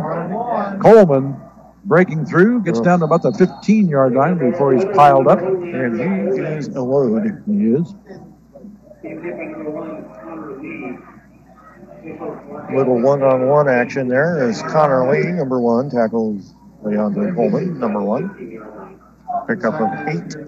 It'll be 2nd and 2. Ball just inside the 15-yard line on the far hash mark. Impressive drive so far. Uribarren and Coleman in the backfield. Leandre gets it again. Nice A gap to the right, inside the 5 and down at about the 3-yard line. Give him a head of steam, and he is tough to bring down. Ball now at the 3 or 4-yard line. 1st and goal from there. 3:45 left here in the third quarter. Where he spread it out a little bit, 2 wides. 10th play of the drive. Uribarren. Flag down as Uribarren gets walloped at about the 2-yard line. Flag back at the 10 in the backfield. They're going to mark him at the 3. A little motion on the Braves. So 1st and goal from the 4 turns into 1st and goal from the 9. Clock stopped with 3:31 left here in the third quarter. 14-all is our score. Braves trying to answer that last touchdown by the Chargers with one of their own. All on the ground here for the Braves. It's been the theme tonight. Yeah. Chuck Knox would be thrilled. He would. Schumer in motion. Uribarren to give to Coleman. Powers his way in. Touchdown, Braves. He got hit right around the 4, and he just looked like the train pile driving through the snow. He looked like the trains we just saw going by here a while ago. 20-14, point after coming up. Alex Gonzalez set to do the kick.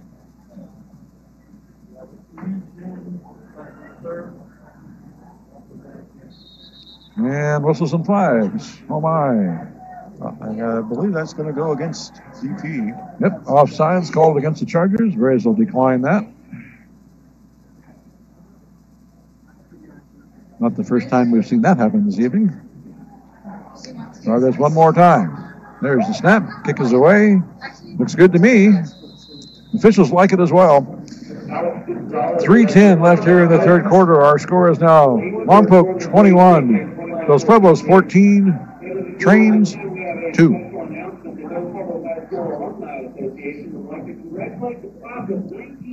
You're listening to the Game of the Week right here on your home for local sports, 100.9 KPEG. On the Braves Radio Network. That's Mike. I'm Greg.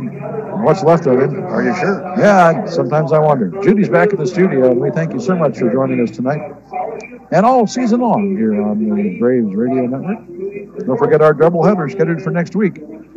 Cabrillo on Friday, the Braves on Saturday. Well, Greg, what we need is an airplane going into Santa Barbara Airport right about now so we can have the full set. Yeah.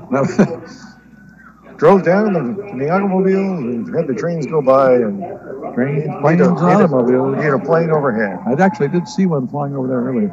Oh, nice kick down to about the 2. That's Connor Lee trying to find a seam on the far side. Gets across the 25. About the 26. Found a little bit of room, but not a whole lot. Reasonable field position for the Chargers to start this possession. Stopped by number 40 for the Braves, Devin Brown. They'll have exactly 3 minutes left in this third quarter. He's spotted at the 28-yard line.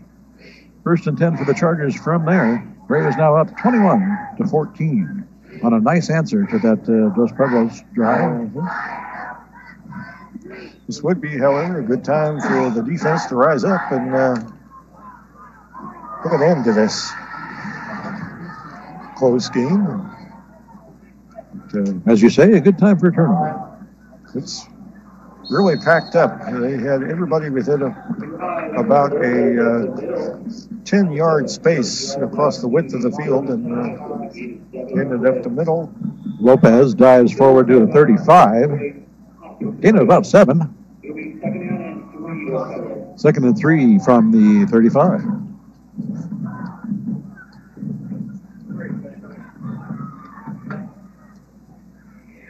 One man in motion. Fake the pitch. Leon will keep it. Trying to get to the first down marker. Right at the marker. I think he's got just enough to do it. And he does. Move the chains for the Chargers. First down, Dos Pueblos. Ball now out at their 39-yard line. 2:22 left on the clock here in the third. And rolling. And this quarter is just about gone. Moving right along, as they say. Now we got some room on the far side. There goes number 21, Loza, on his way down the sideline. Got 4 Braves chasing him, and they're not going to catch him. Rudy Loza, touchdown, Chargers. 61 yards. Oh my goodness. And he cut that into the corner in a hurry and just outran everybody in the Braves secondary. Yeah, he's got some motion. The kid's got some wheels, folks. And it's 21-20 and another very important point after coming up.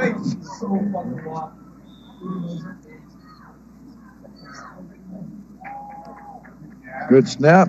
Kick is away. It is good. We are tied up again. So just that quickly.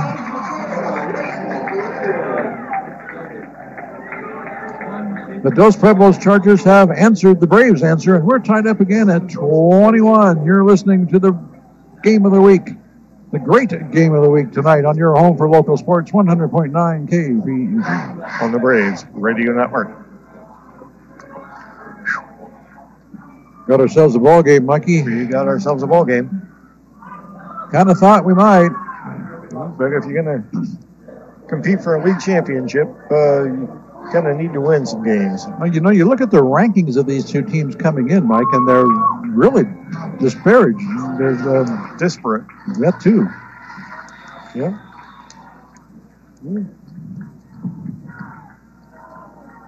The Braves ranked 121 in the state. Yeah. Dos Pueblos ranked 310. Yeah. And Kalen Daniels catches the ball, but he's got his back foot in the end zone and on the kickoff. And so the Braves will take over at their own 20, beginning their 8th possession of the game.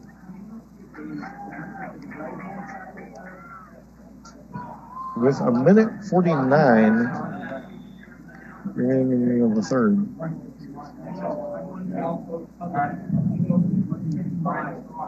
So let's see what the Braves can do. 1st and 10 from their 20. They'll send 2 receivers here to the near side. Iribarren is in the shotgun. Now Schumer in motion. The handoff will go to Coleman. Picks up 3 in the middle.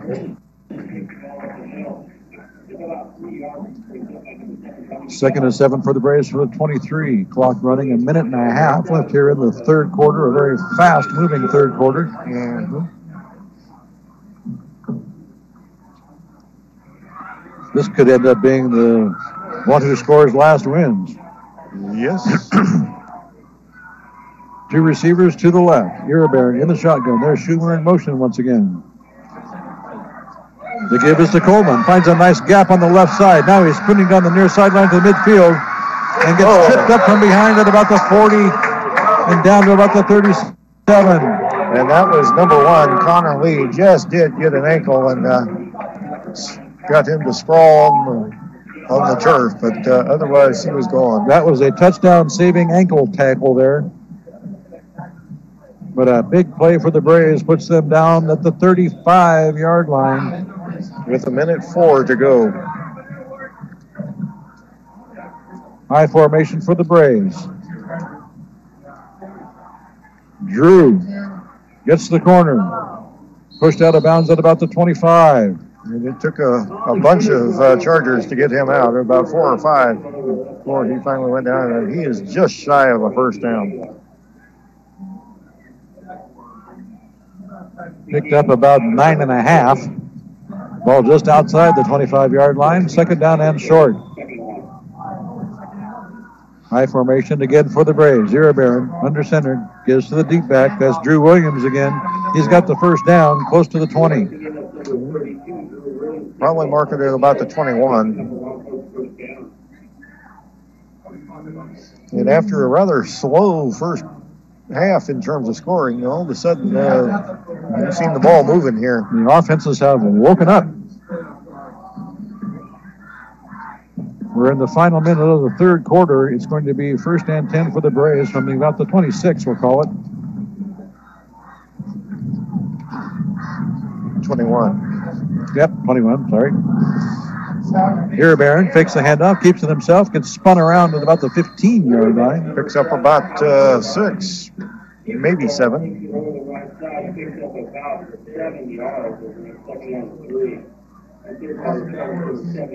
Got down to just inside the 15. 2nd down and 3. And that will probably be the last play of this very fast-moving third quarter, and it will be.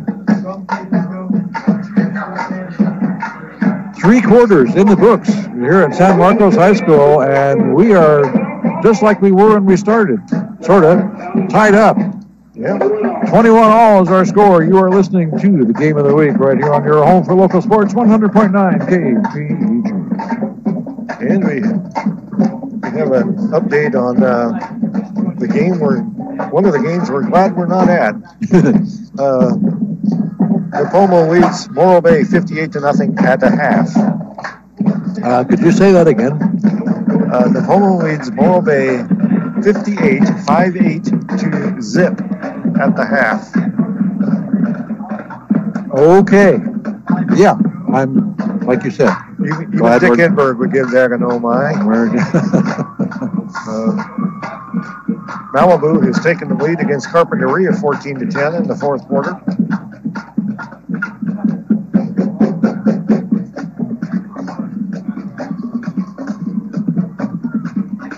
We've got ourselves a good one here. San Marcos and Cabrillo, with 5 minutes to go in the third quarter, are tied at 19 apiece. Oh my, yes indeed. A good one back at Houck as well. Orchid Academy leads Alpaw 70-0. 70. 7-0. Stay high to 8-man football. Arroyo Grande and the Paso Robles are tied at 21 apiece. Pioneer Valley leads Templeton 23-7. Bishop Diego is getting thumped by Camarillo 35-14. And we are tied at 21 as we start the fourth quarter. Beerbear, hands off. Oh, looks like Williams. Nope, that's Tenario. No, it is Williams. That's the first time. Tossed to the turf. That looked like it might have had a little potential. He's very close to the first down, I think. They've got the ball at the 11, and they're going to give them first down yardage. First down Braves from the 11-yard line. Braves will be able to go first down if they need to. You might recall a similar scenario in the first half when the Braves got stuffed right here at the same end zone. Turned the ball over on downs. First down, Lompoc. Iribarren fakes the give, keeps it himself. Got a lot of green on the left side. Cuts it back inside, gets away from another one. Touchdown, Braves, and that was all Cam Iribarren. Well, he did get a real nice block on the corner, and then he made a superb cut to get between two defenders and into the end zone. I say it again, he is squirrely out there. And the Braves back on top. 27-21 PAT coming up.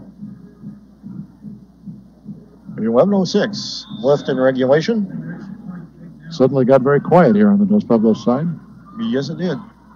They're going to get loud again here. Snap was bobbled, but put down nicely, and the kick is up and in. That's number 25, David Galarza, who's doing the holding now. 5'11", 170-pound senior, and can't do it much better than that. That was an excellent job of getting the ball down. 54 seconds into the fourth quarter, Mike, and the Braves answer. It's now Lompoc 28, Dos Pueblos 21. And what has turned into a bit of a barn burner here.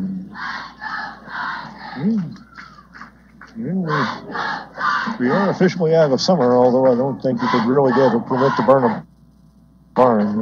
Yeah, we're talking about. But this, a rather pedestrian first half is all of a sudden turned into all kinds of excitement. Cheerleaders trying to get the crowd fired up. And a nice end-over-end kick will be fielded right there just outside the goal line. Returned up from near hash and across the 15 to about the 17-yard line. Yeah.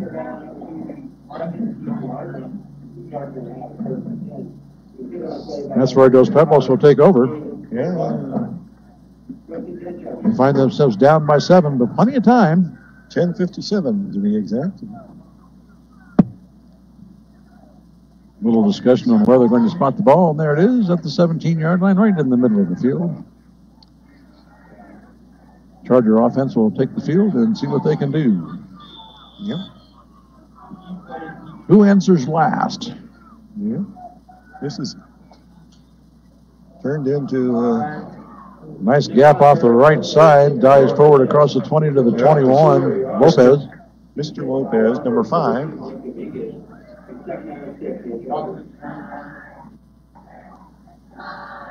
He picked up about 4. Yeah. It'll be 2nd and 6 from the 21.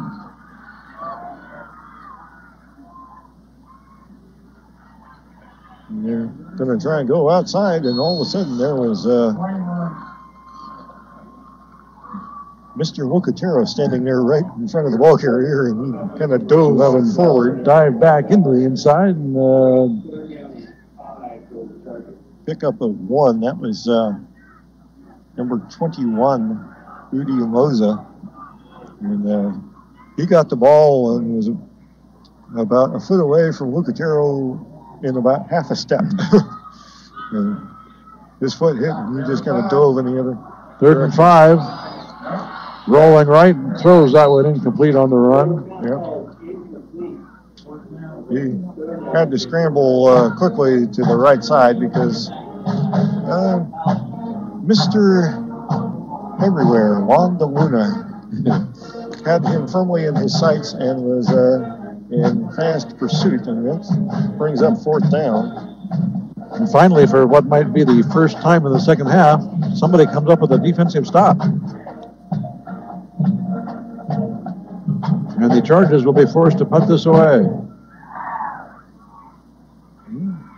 They are fairly deep in their territory, but you have to wonder. And they will kick it. This may be returned. Nick will fair catch it at the 40. Yep. It did kind of hang up there a bit at the end. It looked like it was going to be a pretty much line drive, but it just kind of floated up. I'm not sure how that works in terms of physics, but that's kind of what it did. So the Braves will take over, 1st and 10 at their own 40-yard line with 9:38 left here in the 4th. They lead 28-21.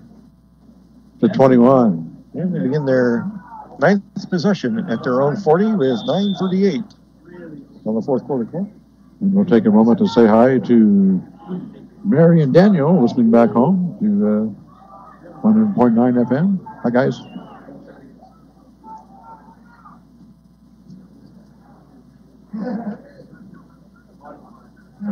One receiver up top for the Braves, Iribarren from the shotgun.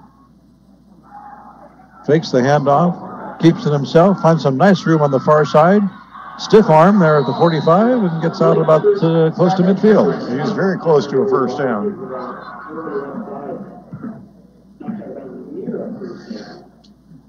Going to be about a yard short. We're going to give him 9 on that one. 9 plus. It's a half a yard. Well, just across the 49. They need to get right to the 50. Yep. This is a real good time for about a 9-minute drive, Mike. Yep. 9 minutes and 20 seconds. Iribarren from under center this time. Coleman gets the carry. He gets the 1st down, picked up about 2 or 3. Yep, gets across midfield into Charger territory. We'll put it at the 48, looks like. 1st down, Lompoc. 9:15. Clock rolling. That's exactly what the Braves want to see, is the clock rolling. It's all about ball control right now. Yep.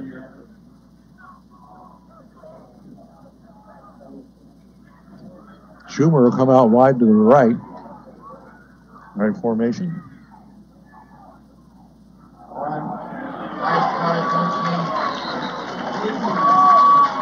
And stopped in the backfield is Leandre Coleman. Loss of a couple of yards. You don't see negative yardage by number 1 very often. That loss is back to midfield, right at the 50, 2nd down, 2nd and 12. Clock continues to run, though, under 8.5. That's the good news. Even lost yardage each time. The Braves, in no hurry. The Braves are going to take a timeout, however. Yeah. Clock stop with 8 minutes, 11 seconds left here in the 4th quarter. 28-21 is the score. The Braves on top. And you are listening to the Game of the Week on your home for local sports, 100.9 KPEG. And KTNK, AM 1410. And the Braves Radio Network. KPEGradio.com. And remember, you can check out all the previous broadcasts on the City of Lompoc YouTube page. Yes, all games that we have broadcast this season are archived on the City YouTube page. You can check them out again.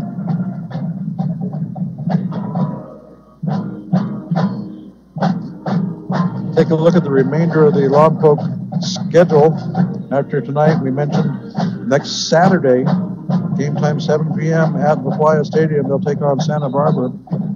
On the 19th, they'll be back home to face the San Marcos Royals. And that will be the Lompoc homecoming. Yes.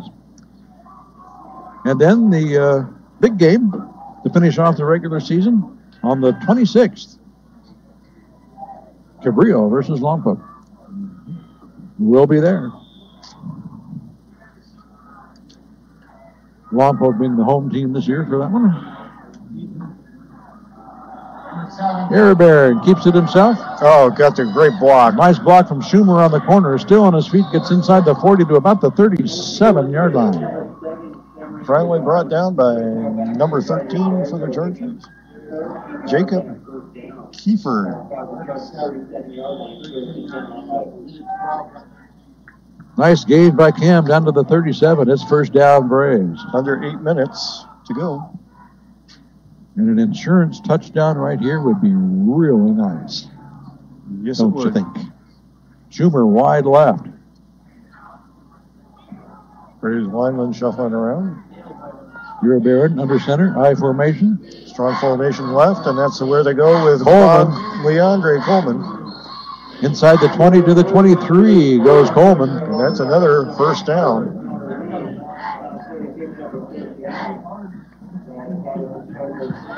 We'll give him to the 22. Move the chains. First down Braves from there. Clock running 7:25 left here in the fourth. Braves leading by 7. Schumer again wide to the left. Baron to Drew Williams. Nice pickup. It's inside the 15 down to about the 14-yard line. Does Drew? About 8. That's exactly what the Braves want to do. Run the ball, run the clock, punch one in. Ball's at the 14. Second down and about 2 for the Braves from there. And timeout called by the Chargers. Clock stop with 6:41 left in the fourth. That's the Chargers' first time out of the half. Each team has 2 remaining. Wind has calmed down a little bit, Mike. That's yes, thankfully. Nice to see. I wouldn't be surprised if we run into some wind around Gaviota, however. That would not surprise me a bit. On the way back. And speaking of which, folks, if you're driving on the 1 or the 101 or anywhere, please be careful. We've had way too many folks have problems over the last couple weeks. Especially on the 1, construction going on down there. Please take your time. Be safe. Indeed. It's 28-21 our score. The Braves on top. We've got 6:46 left here in the fourth quarter. Coming to you live from Workington Stadium here at San Marcos High School. And what has been a doozy of a ball game. Braves trying to punch in an insurance touchdown here late and put a little space between them and a very determined Charger squad here tonight. Yeah, they have played some fired up football today. You betcha. And the crowd has definitely been into it. Williams. Oh, nice in the end zone. Drew Williams. Touchdown Braves. Oh, my goodness. What a nice little move. He made a nice jump cut about 5 yards in and just blasted forward after that. And there was nothing anybody could do. So the Braves do just that. Punch in another one. It's 34-21 with the PAT pending.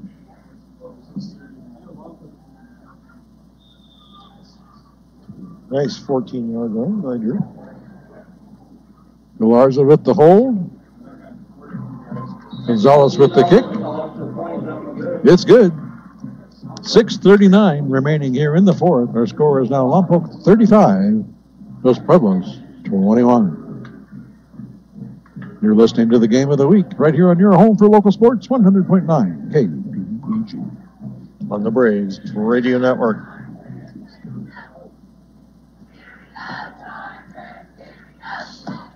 This is kind of what you expected to see, Mike? Actually, it's a little bit more offense than I thought that we'd see, especially in the second half. That was, I mean, there were basically third quarter, there were no stops. Credit to the Chargers. They got some momentum there in the second quarter and kept it running there after halftime. And really giving the Braves a ball game here tonight.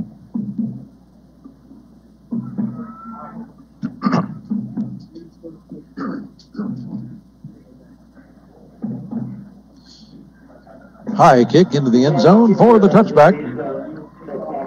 Off the foot of Alex Gonzalez, and the Chargers will take over 1st and 10 at their 20. They find themselves in a 14-point hole here all of a sudden. Down 35-21 with just over 6.5 to play. Well, seeing they've come up with some yardage and some points in a hurry, they're going to need to try and do that again. Yep. Because time is becoming a factor. Well, it was 14-7 at the halftime, and that's the same number of points that were scored in the third quarter. And then it's looking to be about like it will be scored in the fourth. Diving forward is number 5, Eric Lopez. He gets out to the 25-yard line. 2nd and 5 from there. Chargers in a little bit of a hurry up here. Leon will keep it himself. Buried at the line of scrimmage. Maybe got a yard of forward progress. Got a yard and a ticket to the front of the whirlpool line.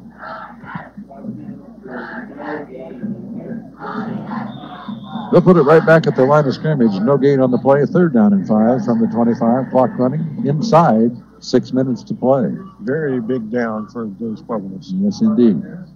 Tries to roll out left, and he's going to get... Trying to get to the 30. He's right at the marker. That'll be depending on where they put his foot down. They're going to give it to him. 1st down, Chargers.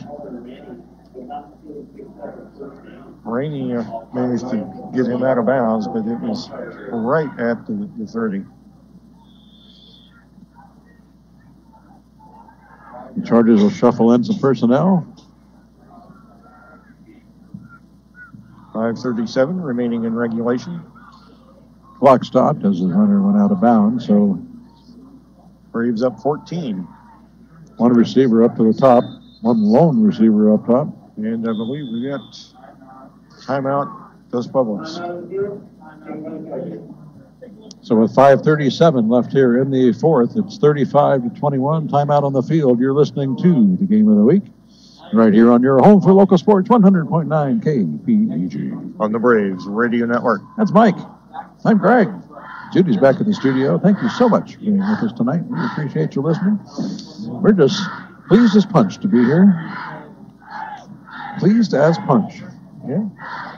And although you get to hear the two of us, the one who's doing a lot of the work is Judy. Judy, back there keeping the webcast going. So if you see her around town, tell her thank you. Because we couldn't really do it without her. And, of course, Bill Dr. Draw Smith, when he has his turn, doing a marvelous job as well. On occasion. When he decides to step away from being a pirate for a while. Step into the booth. And okay, here we go. We're back to football. 1st and 10, looking to pass. Pressure. Breaks away from one, turns in reverse direction, and gets tripped up from behind. Randy finally ran him down after Corrales and DeLuna got him onto the slippery slope.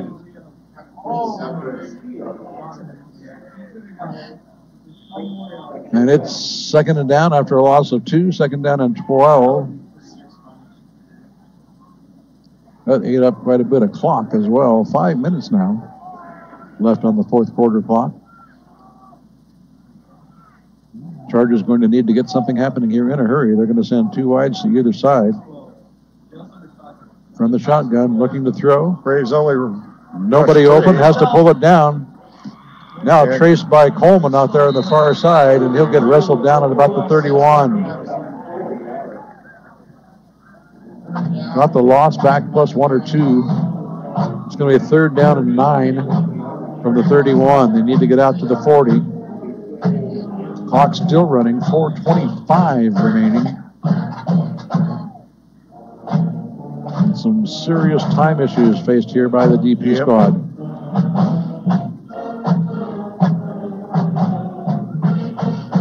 Three receivers left, one up top.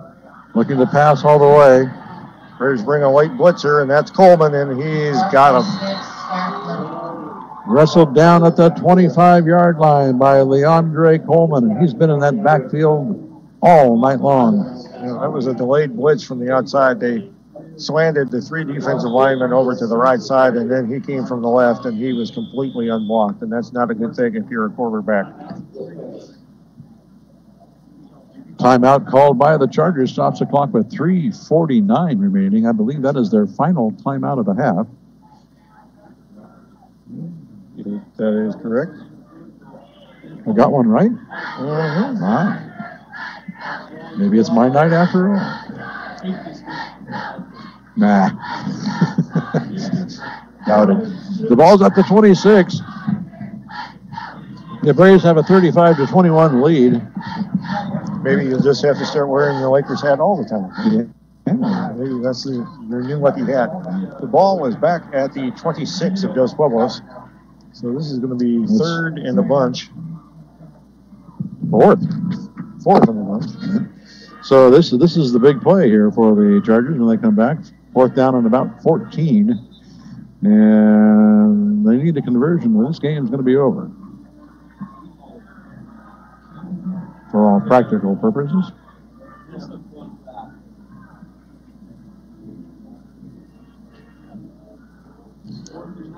At the 26, they need to get out to the 40.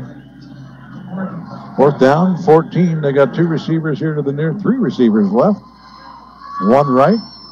Leon from the shotgun, rolling to his left. Looking, throws on the run. Almost picked off. Knocked away at the 43-yard line and incomplete. Intended for Cooper Johnson here on the near sideline. And Oscar Tenorio knocked it away. And the Braves will get the ball on downs.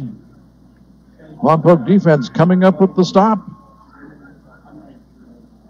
And with the Chargers out of timeouts and the clock running down, this could be all you need. And it would have been iffy as to whether or not that had been the first down, even if he caught it. So. The Braves will take over, 1st and 10 at the Dos Pueblos 26-yard line. Here, Barron will get under center. I formation.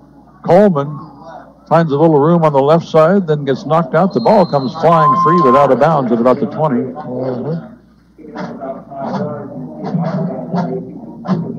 So they'll put it at the 21-yard line for a gain of 5 for Coleman. 10th Braves possession of the game, by the way. Out of bounds, stops the clock at 3:36. Again, no timeouts remaining for the Chargers. And if the Braves punch this in, they will have scored touchdowns on 6 out of their 10 possessions. Coleman off a left tackle gets inside the 15 to about the 14. That'll be a first down for the Braves. 3:29 and rolling. At the 14 of Dos Pueblos. Two receivers out left. High formation again for the Braves. They'll keep it on the ground to Coleman. He'll get tackled after a short gain on the left side. Yeah, dove inside a guy trying to get leverage on the outside. And was able to get a couple of yards on the flight. Give him 2, make it 2nd and 8. Clock running inside 3 minutes remaining.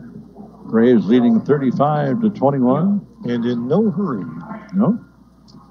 They don't need any more points. They just need to burn some clock.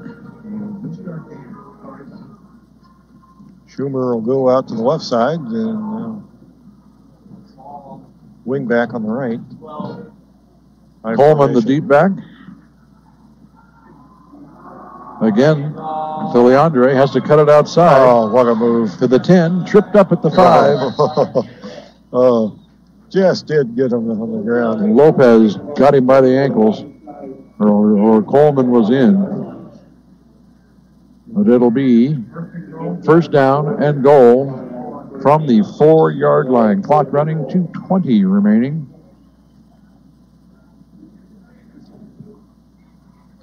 And again, the Braves in no hurry. Yep.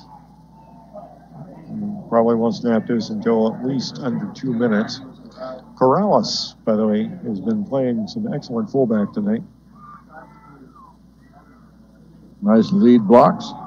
There goes Cameron Iribarren following Corrales. Touchdown, Braves.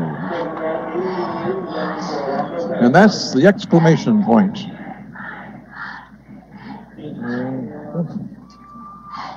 41-21 Braves. Point after pending. 150. 1 point away from, 1 extra point away from doubling up the Chargers here tonight.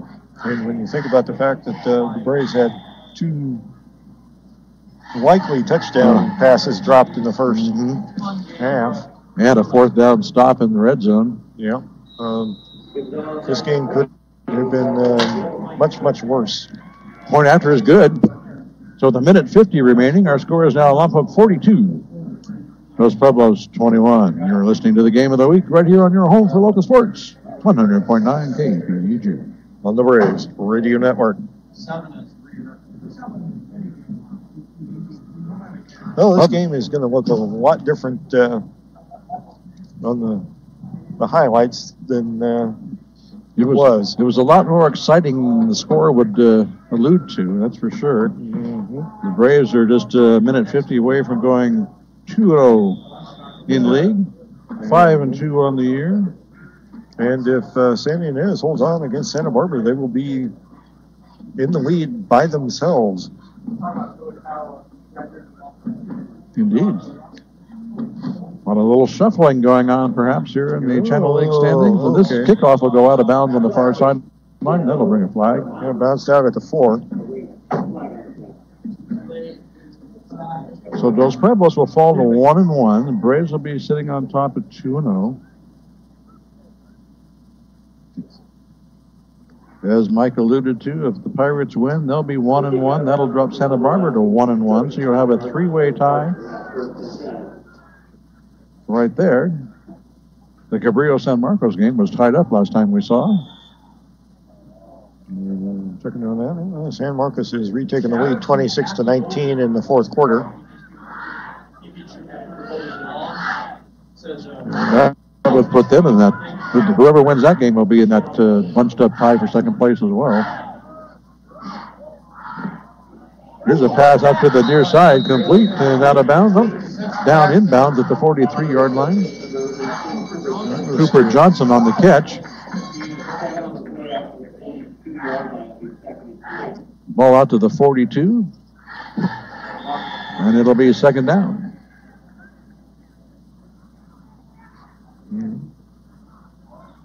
Three receivers up top, one here to the short side of the field. Gain of about 7. Lots of time ticking off here. Here we go. Snap is away. Quick pass. Connor Lee gets a little screen pass on the far side. He'll get across midfield and down to about the Brave 49.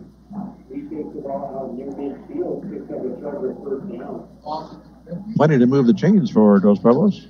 All right at the 50-yard line. Clock now running, just over 1 minute remaining. The Chargers would like to get a cosmetic touchdown anyway. 3 receivers to the left, 1 up top. Looking to pass all the way. This one is thrown incomplete and out of bounds. Looking for the backup quarterback. It's number 10, Mason Bolter, or Bolter, excuse me. And throwing a little high. Stops the clock with 52.4 seconds remaining. Ball right at midfield, 2nd and 10. 4 receiver set once again. Blitz picked up nicely. Quarterback throws on the run and dropped at the 35.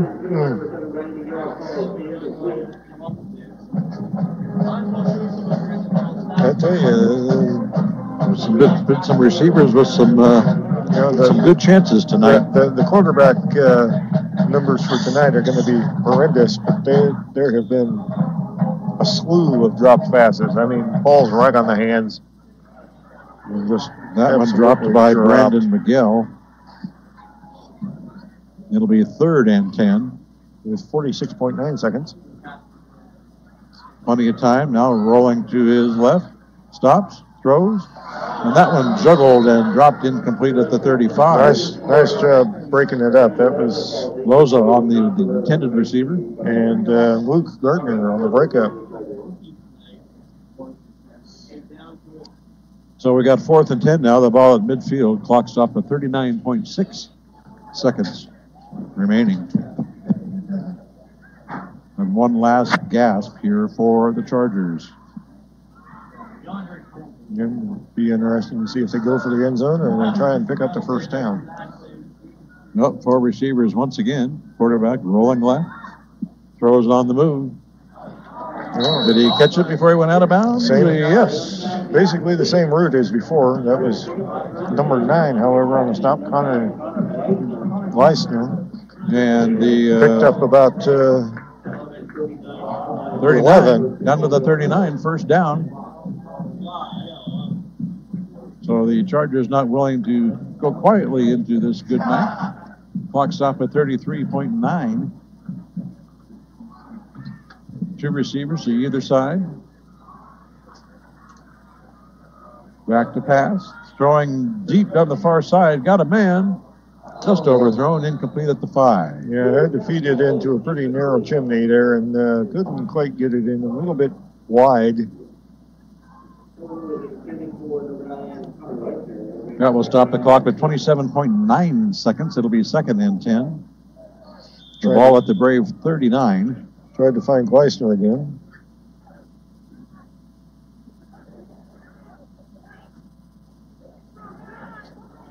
One receiver, 2 receivers, 3 receivers, 4. Bunch of receivers? Yeah, let's throw some more. Oh, nice job by number 75 there for the Lompoc defense. Just throwing on the run, complete out there at the 20 and down to about the 13-yard line.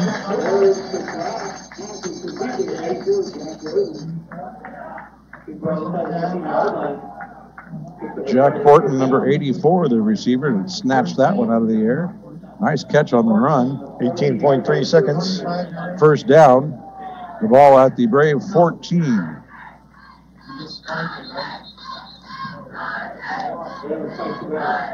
I think they spiked the ball to stop the clock with 15.7 seconds left. It's 42-21. Chargers trying to get one in to make the scoreboard look a little more respectable. The outcome, however, no longer in question. Unless something really bizarre happens. Throw to the back corner of the end zone. Jump ball. Incomplete. Nice coverage. Scenario back there on the coverage for the Braves. Excellent job of not interfering. So after the spike, that incomplete pass brings up 3rd down and 10. 11.3 seconds left on the clock.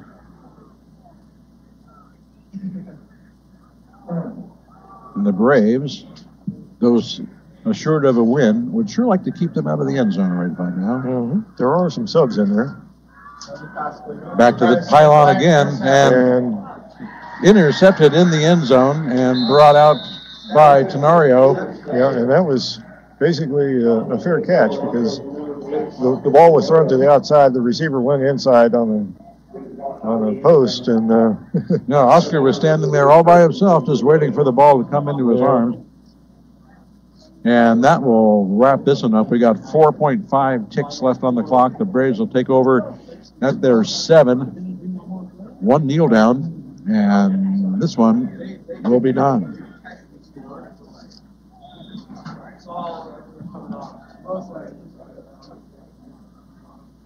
As they get ready to take the final knee of the night, Mike, this is overall, I'd say a good performance by the Braves. It's a decent performance. I imagine Coach Jones is going to have some things to say to them during the course of the week, however. They're in your favorite formation. Yep, victory formation, and Dear Baron will take a knee, and the clock will run out here at Workington Stadium, and the Braves are going to come out with a victory. 35-21. 42. So the Braves come down here to San Marcos High School, take on the Dos Pueblos Chargers, and come up with a win. They are now 2-0 in the Channel League, 5-2 on the year, and look to be in sole possession of first place, pending some other results. And the way the scoring went was by quarter, Lompoc 7-7-7-21. And Dos Pueblos 0-7-14-0. So the fourth quarter, definitely the Braves decided they had had enough, and they kind of put this one away. Well, Mike's going to check some score updates from around the rest of the Central Coast. Well, I will remind you that we will be back on the air a week from tonight, live from Houck Stadium, as the Cabrillo Conquistadors will host the Santa Ynez Pirates in Channel League action. And we're still looking at Santa Ynez, Santa Barbara. Santa Barbara turned the ball over on downs and are trailing 21-10. They had Santa Ynez has the ball on the Santa Barbara 17-yard line. Looking good for the Pirates in the fourth quarter. Also looking good for the Braves, because that provides them a little bit of a cushion. Since if Santa Ynez can beat this Dos Pueblos team down the road, that means that in the event of a Santa Ynez Lompoc tie, Lompoc gets the league championship. So things looking pretty good for the Braves tonight. It was a good night for Lompoc. Yes. A good night for us here at KPEG as well. We thank you so much for joining us. Don't forget, once again, doubleheader action next week. Santa Ynez versus Cabrillo on Friday night. Lompoc versus Santa Barbara on Saturday night. We'll be there both nights. We hope you can join us both evenings as well. And we now have yet another update. It's now 27-10, Santa Ynez over Santa Barbara. Okay. Carpinteria fell to Malibu 14-10. Let me see if we can get a final number from the San Marcos Cabrillo game. It's still 26-19 San Marcos in the fourth quarter. Okay, we're going to wrap it up here from Workington Stadium at San Marcos High School. Appreciate you being with us. And Arroyo Grande up on Paso, 35-21. So you always want your opponents to do well after they lose to you. So. Yes. And the final, speaking of which, the Camarillo 49-14 over Bishop Diego. So. Okay, right here we got a final score of 42-21. The Braves take the win here against the Dos Pueblos Chargers and ruin their homecoming. Sorry about that, guys. Yeah, he's not really sorry.